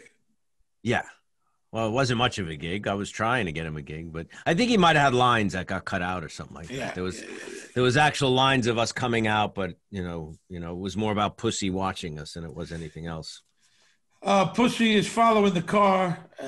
He avoids an accident. He hits a guy on a bike. Great. It's a great stunt. Sequence. Great stunt. I mean, a very realistic accident. And the stuntman, I don't know who did that stunt, but the stunt coordinator who designed that whole sequence, I'm assuming it was Pete Bucozzi, who was a stunt coordinator for years, did a tremendous job with that scene. That's so realistic and scary.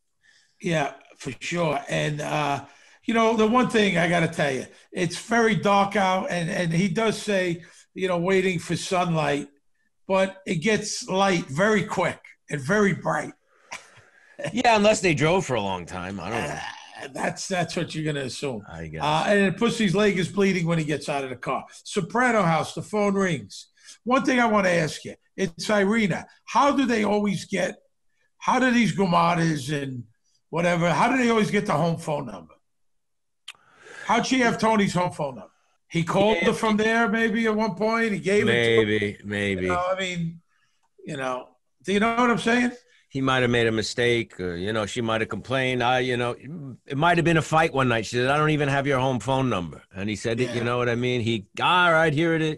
Boy, that's a bit. That's for everybody out there with Gomadas, boyfriends or girlfriends. Don't give them your home phone number. Nobody has home phones anymore. I have a home phone. Wow, you have a flip phone too. I mean, I have a flip phone, but I have a home phone. Yeah, you're one of the few. Not many people do. Really? The millennials don't. So, of the billions of people, how many people are in the United States? Hundreds of 350 million. And I'm what, a handful of people still with about a home 10. phone? Yeah. Do your daughters have home phones in their apartments? My one daughter that lives alone, no. She doesn't have a home phone. My point exactly. Okay. Well, I have a home phone. I'm one of 10. It's 1965 in your house. Listen, right? So in other words, I have a flip phone and home phones. I'm out of whack. Yeah, you're in the dark ages, man. And my wife washes the clothes on a scrub thing in the tub. We don't have electric wash. She scrubs every day on the washboard. It gets cleaner that way. Okay. We're at the Soprano house. Irina calls the house. She's arguing with the Polish maid. She's drinking, tells Tony she loves him. He says, don't call here anymore. And then he tells Carmela, and this is one of the many bad moves that I've talked about that Tony does. This is a bad one. She tried to kill herself, the poor kid. I mean, the way he says it, he wants her to feel bad, the poor kid, but he's bragging to his wife also. She needs me. She's going to kill herself. This poor kid needs me. And she loved me that much, and she was so crazy about me, she tried to kill herself. That's what I'm talking about. Tony, he likes the feeling that he's wanted. And she says, you're gonna make me feel sorry for this whore? And then he tells her that he hasn't been seeing her. And then you could see him, she just busts him, oh, well, I did see her, but, because she smelled the perfume, He should have said, listen, that's a different whore. I haven't been seeing this one. This is a new one. And I don't care about her at all. The doctor's office, Junior, Tony meet. Junior throws Richie under the bus, tells him Richie wants to kill him. And if it wasn't for me, your wife would be a widow and your kids would not have a father. And now he plays it. It's so funny. He's playing it like he led Richie on to find out the truth and trap Richie to save Tony. I mean, it's just such throws him under the bus, convoluted bullshit. But Tony gets him. What are you, like a double agent, like Matt Helm? Matt Helm was Dean Martin. Matt Helm was Dean Martin, right? That was spoof of James Bond. Yeah, Dean Martin as a private eye, double agent, and he's calling him a double agent. But then he falls for it because he has a soft spot for family, for his uncle. He really does. At the end of the day, he loves him in this very weird way, despite the fact the guy tried to have him killed, despite that they probably deep inside knows that he's full of shit, but he kind of he buries the hatchet. How else would he know, though? Could he really find out what happened here? He's not going to get the truth out of Richie. Tony's having a drink at the back. And not only that, he gets 7.5%. He not only... Yeah. Richie under the bus is going to get him killed, was going to get Tony killed. Now he gets a raise. And so it's a win-win for Junior, basically. Tony is having a drink at the back of the bar, bada bing. Silvio arrives. My future brother-in-law's causing problems. He wants to have me popped. Silvio gives him good advice, and Tony just says, get it done. Doesn't take Silvio long to come to that conclusion. No, but I tell you what I like. I like Silvio and Paulie are so loyal. Oh, yeah. Just get it done. Get it done. That's it. No fucking question. And he's going to do it. No questions asked. Yeah, and we see that with Christopher and Furio as well later on. Yeah. I mean, it's all about when it comes time, this takes, when it comes to survival, it takes precedence over everything. Absolutely. And these are pros. They know what they're doing. There's no panic. There's no, believe me. There's no waffling or wavering. It's like, this is what we laugh at them and we joke and we laugh at the thing. Make no bones about it. These are real gangsters. No make-believe shit, Livia's kitchen. Janice is going on about the planner. Check the almanac, the farmer's almanac. It's only a small chance of rain. We got to get a 60% chance. Maybe historically we should get a tent. Richie's seeing the price go up and up and up.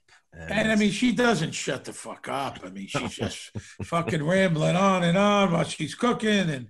And now she's starting with, so what if your son is gay? He's going disgraziad. He has my name. And she's just going on. And I don't know, did we talk about her tattoo being fake? Have I ever talked about that? No. People might think that it's the Rolling Stone logo. Yeah.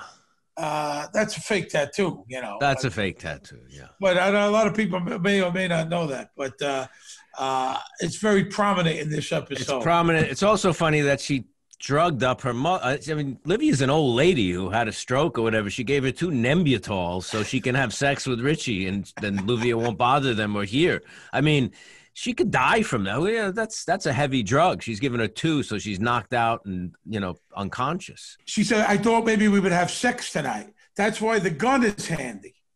Ah, right. That's why the gun is handy. Got it? And she said, "What if she got a gun?"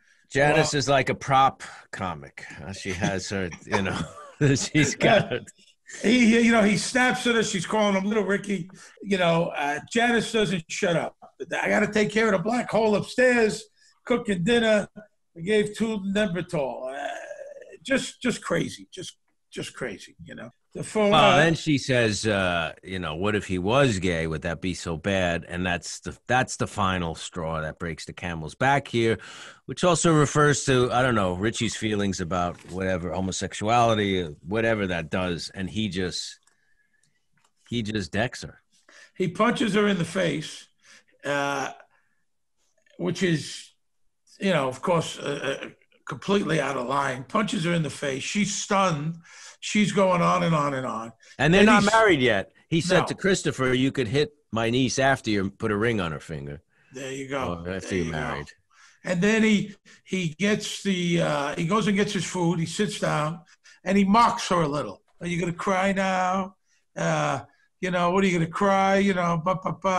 And what's funny, a really funny moment, he sits down, he's sitting on something, and it's New York Bride magazine. Jersey Bride, yeah. Jersey Bride. Which bothers him again.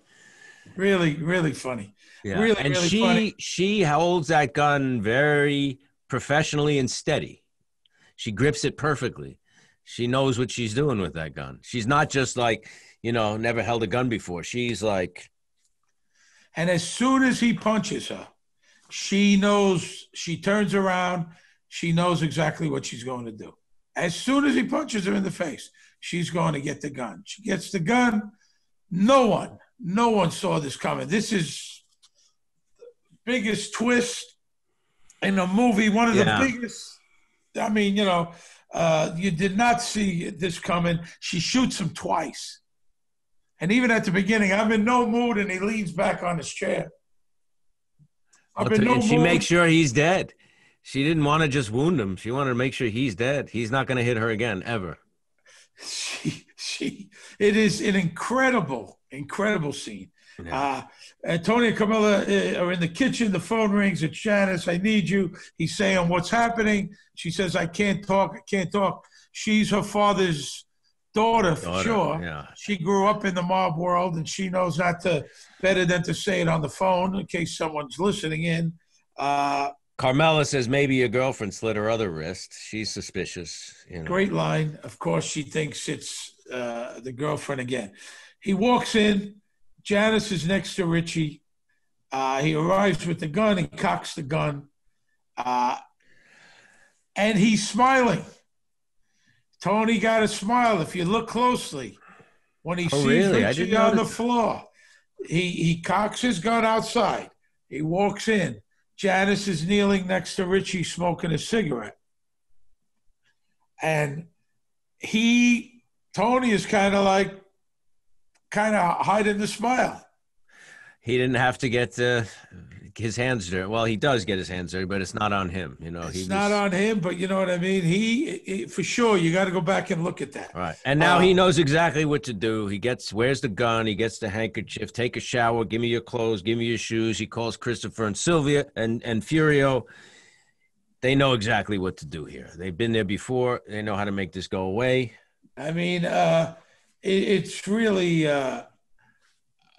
something, like a mechanic. Do this, do this, do this. He starts getting the guys over, and everything's in gear to clean this mess up. And I got to tell you, it's just a really hard scene, because, in a scene like this, you can make it look comical, melodramatic, or too much over the top. Too much. And she's there kneeling over her fiance, who she supposedly loved. The shock of it, the regret of it, the relief of it, whatever. Yeah, just incredible. She's really good, which is why she was nominated. So a hospital emergency room. Pussy's in the hospital. Skip arrives. They got him off the hook for leaving the scene of the accident. The 7-Eleven clerk's in a coma. Skip warns him. He lays down the law to stop this. You are not an employee of the FBI. Very good scene. Olivia's house. Here comes Furio. Furio, Tony tells, it's a small scene, but a great scene. He gives Furio the keys, take it to the salvage yards to get crushed. The Cadillac. On a Cadillac. He hates to have to make the Cadillac disappear. They carry the body out. Tony's cleaning up. She runs to the door. Don't once leave again. She doesn't want to be alone, and he says, I'll be right back. Christopher and Sylvia, they're cutting up the body. It's going to be a while before I eat anything. What were you doing there? Was there a real saw? What was happening? That was the meat, the meat saw that's in the back of Satrial's. And I think you weren't really cutting it. No. I think that sound was added post and stuff like that. Yeah. So did you have meat? We had meat. Yeah. You had meat. We had meat. Yeah. It was. See, the thought of that, and that happens a lot. The thought of that's disgusting, right? Cutting up a body in the back. I hope it doesn't happen a lot. Have you ever cut up a body? No, but I was a cook. I used to cut up, I've cut up big pieces of pork and chickens and beef and stuff. Yeah, like but that. that's not so bad, is it? Well, now you don't like it. Yeah. My friend owned a live, growing up, live poultry market, and he used to kill them chickens and the rabbits, and I think it got to him. I think all the blood and all that, killing these live animals, they were live animals, and he was killing them. He had to slaughter them, yeah. Had to slaughter them, and I think after a while, he was a good guy, Richie, and his family owned it, and I think it got to him eventually. It may. So he became a wise guy. No. Satrial, we cut up the body. All right. They're pros. Furio and Christopher are pros, making bodies disappear, killing people. This is their business. This is their business, and they rise to the occasion. It's like all hands on deck. There's no ego here anymore. Now it's team players. You know what I mean? Which I like that portrayal of that. That's cool. And do you think when Tony said, get it done, Silvio would have went to Paulie probably? Sylvia would have went to Paulie, probably, yeah. That would make sense. Probably, maybe him and Paulie, they might have did it together. Yeah. Make sure it doesn't get screwed up. Yeah. No, that one had to be handled very carefully. They weren't giving it to Bacala. He could barely wash a fucking dish, the guy. I don't think they would give it to Bacala, no. Olivia comes down the stairs on that. What do you call that? The stair, chair, easy motorized lift, stair, easy lift or something. I don't know. She says, "I had the strangest dreams. People coming and going. Of course, it wasn't a dream. She just couldn't get up. Richie didn't come home last night. She's worried about him. This is the first time Tony has seen her since season 1. Right. This is it. This episode. He has not seen her at all. And of course, she got a smart remark. She's worried Richie didn't come home last night. Oh, he jilted her. I mean, she's just. It's a story of her life. That she's basically saying my daughter's a loser. Yeah. And Tony comes to her defense, to Janice's defense, and says, well, what chance did she have with you as a mother? And then she's like, babies are like animals. They're no different than dogs. I mean, babies like animals, no different than dogs. They need to be told what to do. I mean, it's really, really, I got to tell you, it's a great scene. Jim and Nancy Marchand are great, and Aida. And it's a sad scene. It's a sad scene. And when she asks, you're not going to kiss me, and Jim plays it so brilliantly. What? Yeah. You really are that psychotic. I'm going to kiss you. You tried to have me killed. And she's not senile at all. You know that. No, she's just nuts. No dementia. She's nuts. There's no dementia there, but and it's a sad commentary here. Really, what this is. Look what she's done. And then of course he falls, and she's laughing like. That refers to Johnny Boy Soprano fell, and they were laughing at it. She laughed. Yeah, and she's laughing, and an evil laugh. Evil laugh. Scary, evil laugh. To Irina's apartment, Silvio comes in. What is the money? I don't want the money, she says, until she finds out there's $75,000. She's fine with it. Then she wants the money. Yeah. Then it comes out. right? He brings up the book Passages, which is by Gail Sheehy. It was written in 1970. She just died. She just died. Did she really? I didn't know that. Weeks ago. Yeah, Did you read that book? No, but I've never read it, but it's about predictable crisis of adult life and the challenges of different ages. Like it says, in your 20s, you're leaving home, you're finding your identity. In your 30s, your illusions are shattered. It's kind of a make or break time and a time of commitments. In your 40s, your dreams of youth get reassessed. See, there's like a sexual panic. Male and female switch roles sometimes. And in the 50s, you get refreshed and renewed in a new purpose in life. What happens when you're a fat guy in the 60s? I don't know if it goes to the 60s. I didn't. In other words, I'm fucking dead. They don't even. Well, I wanted to ask you. I'm a goner. Where are you at? What are the 60s? Because I'm 54. What do I have to look forward to in the 60s? What's that going to be about for me? I'm asking you. I guess. Personal wise, my daughters are grown. They're good kids. They've done well. I think makes you happy. Very happy. I think your circle of friends gets smaller. Of course, as people say, the one thing that I found out, I know a ton of people, but how many really good friends do you have? When it's said and done, right. You got a handful of good friends that you could call at 3 a.m. that you need. Right. So I think that you realize that a lot. You don't have patience for the fair weather friends either, right? Oh, you kind of like absolutely not. That's it. It is what it is. I think is that. I think you kind of become, I don't have grandkids yet, but I think you become, you're kind of the patriarch of your family, and you kind of, I try not to sweat too much the small stuff. I have a difficult time with that, as you know. All I fucking do is sweat the small stuff. I'm not even going to mention it. Okay. But you know what I'm saying? Yes. But I think you look back and you go, hey, you're looking back at your life now, kind of, because, you're in the back nine now, brother. You're way past. I know. I have no illusions about that. I mean, how many good years left? Honestly, I don't know. And a lot of friends pass away. Family and friends pass away.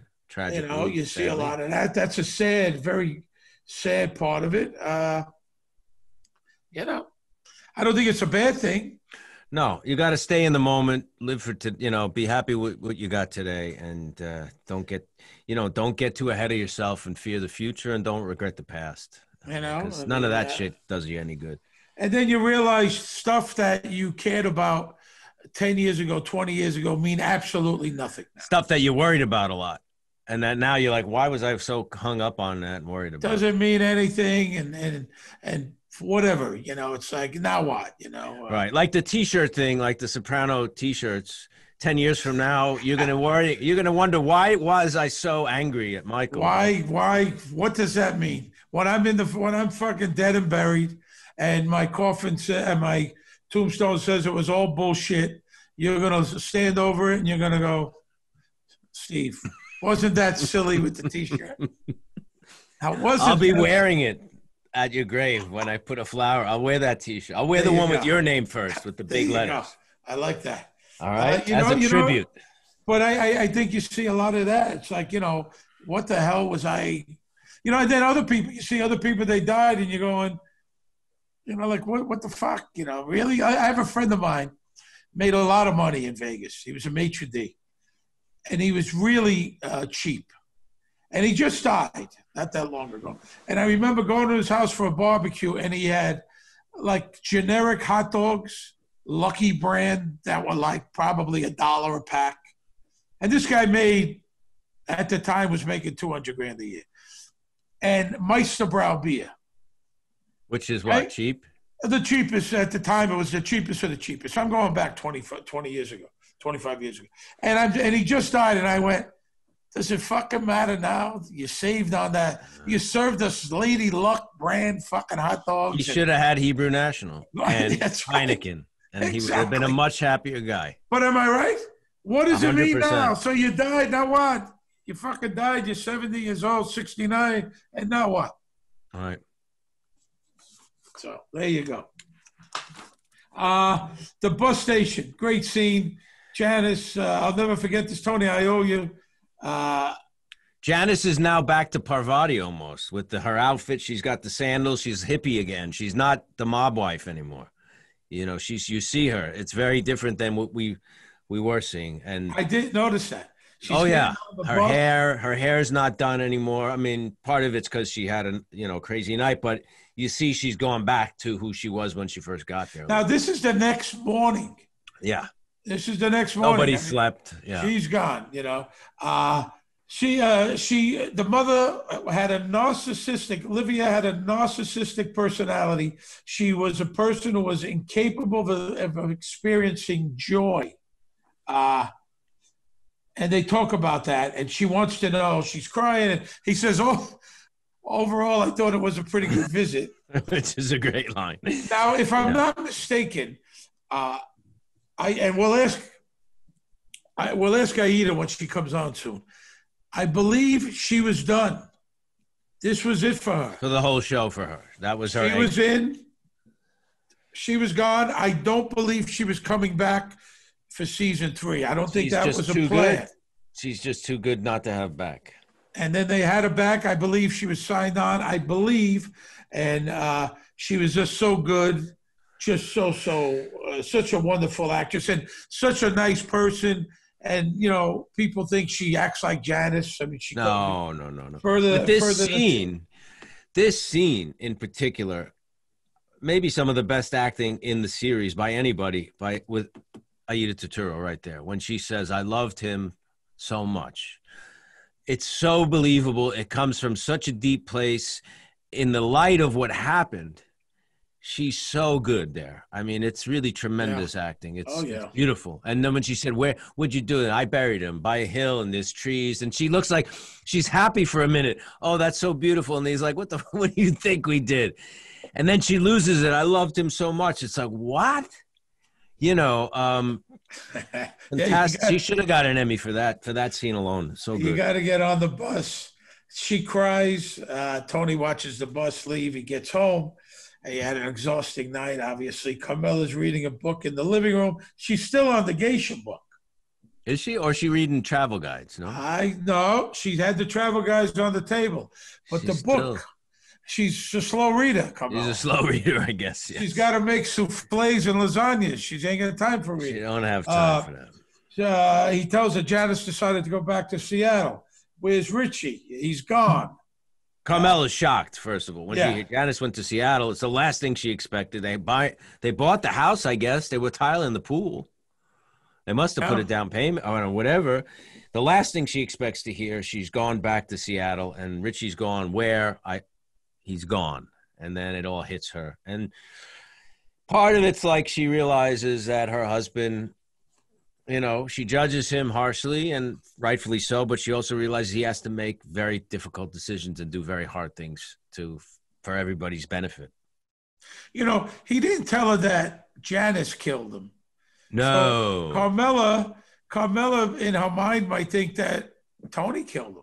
Oh, I think that's what she's thinking. Yeah. I took care of it, he says. Yeah. I took care of it. She says she's going to go to Italy for 3 weeks with Richie Aprile after Meadow graduates. And he says, what are people going to say with you being gone for 3 weeks? And she's going to go to the Hassler, which is one of the most expensive hotels in Italy, probably, and wants to see the Pope. Yeah. Another contradiction, right? Where the money's coming from for this trip is coming from blood and carnage and thievery, and she wants to go see the Pope. The song comes on, hey, hey, I saved the world today. Everybody's happy now. The bad thing's gone away. Tony saved the day, saved the world. So did Janice in a way, because she got rid of Richie. Yeah. Who might have killed Tony.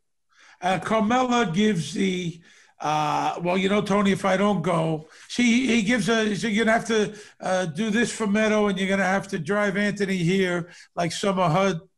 Those are HUD duties. You're going to have to do it, because if I don't go, I might slip my wrist. I might commit suicide. Commit suicide. And it's a big fuck you to Tony. I'm going. I'm not asking permission. This is what it's going to be. Yeah, this is her affair. I mean, she didn't have the affair, so instead she's just going to have a good time and indulge herself on Tony's dime. And she feels she deserves it. Now, Jim, and I don't know if this is true, maybe you know, he pleaded with David to let the character of Richie Aprile keep him alive because Jim enjoyed working with David so much, which I thoroughly believe that he loved working with David. How could you not? Yeah, we all did, and we all do. I worked with him on a movie recently, Cabaret Maxine. He's tremendous and fun. But I think David, I think David Proval, which he said he knew going in that this was going to be it. I mean, he was the villain for season 2. Joe Pantoliano, Ralphie was the villain for season 3. Phil Leotardo. There's different seasons.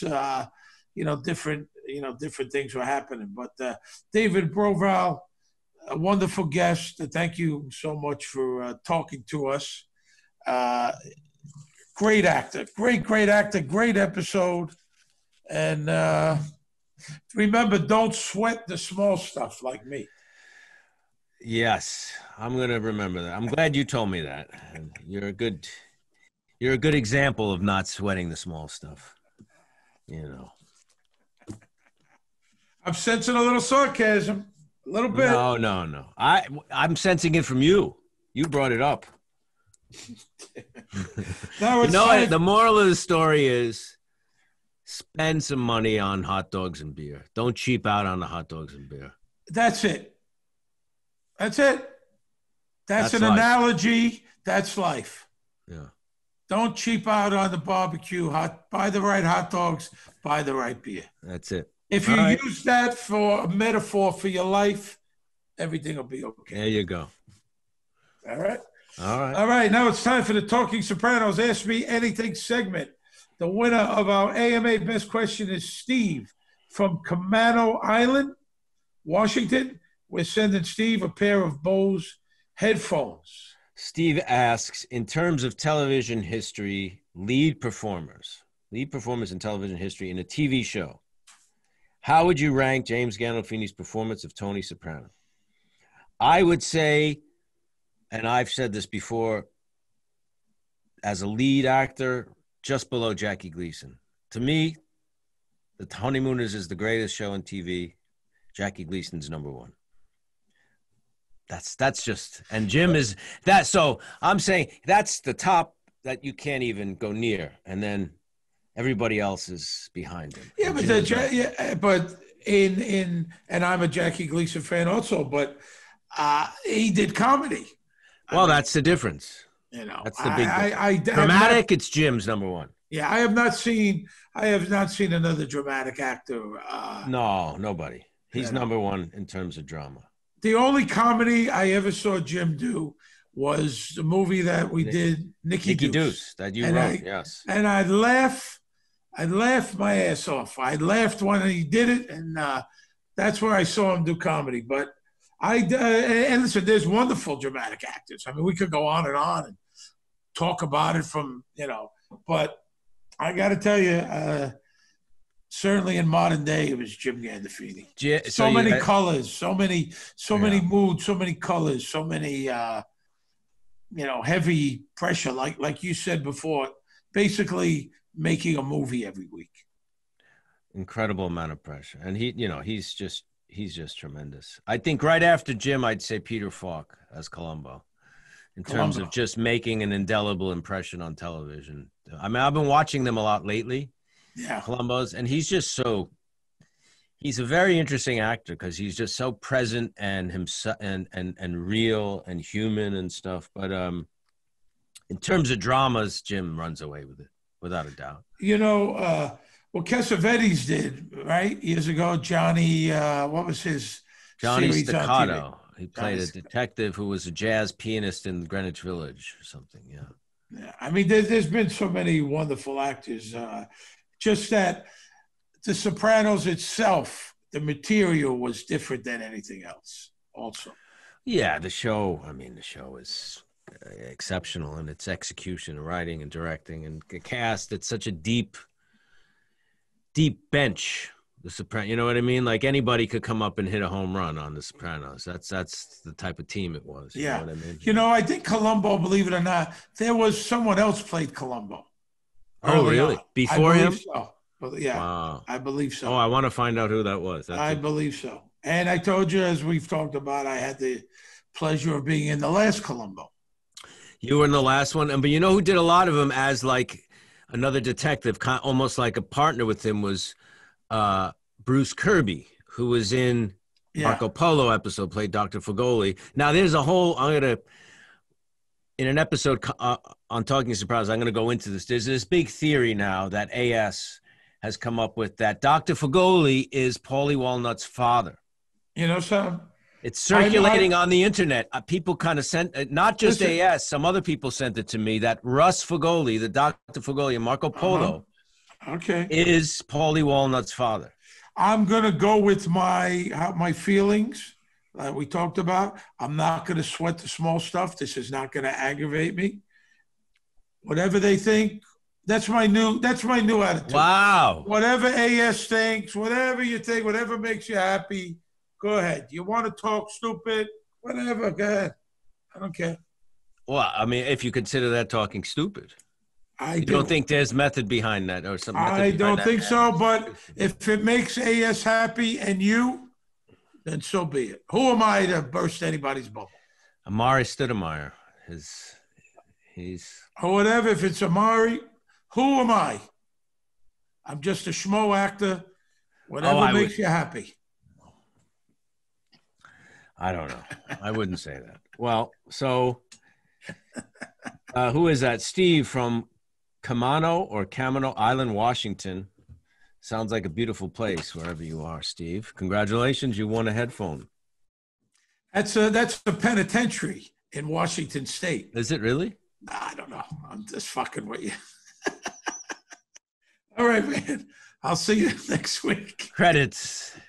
Oh, you know, we've done 25, and I swear one of these times I'm going to not forget the credits. That's all right. Don't worry about it. I got your back, Steve. That's something in your 60s. See, I keep forgetting. Don't sweat the small stuff. Steve, don't sweat the small stuff, Schirripa. I wish I would have come up with that idea for a book. Thanks for listening. Remember, new episodes are released every Monday. Please subscribe to the Talking Sopranos podcast on YouTube or wherever you get your podcasts. Follow us on Twitter and Instagram and like us on Facebook. And right now, you can get official Talking Sopranos merchandise on TalkingSopranos.com or through our YouTube channel. Our executive producer is Jeff Sussman. Producer is Andy Verderam. Our music was composed and performed by Elijah Amaton. You can hear more of Elijah's music and the band Zopa, which Elijah and myself playing together, by clicking the links on TalkingSopranos.com. Our fantastic production crew includes Eric Desi, Bobby Hutch, Frank McKay, Ty Verderam, and Ciara Schirripa. Talking Sopranos is a Pod Jams production. All right, my friend. See you next week. I'll see you. Take care. I think I'm going to have a hot dog and a Heineken now. Hebrew National. All right.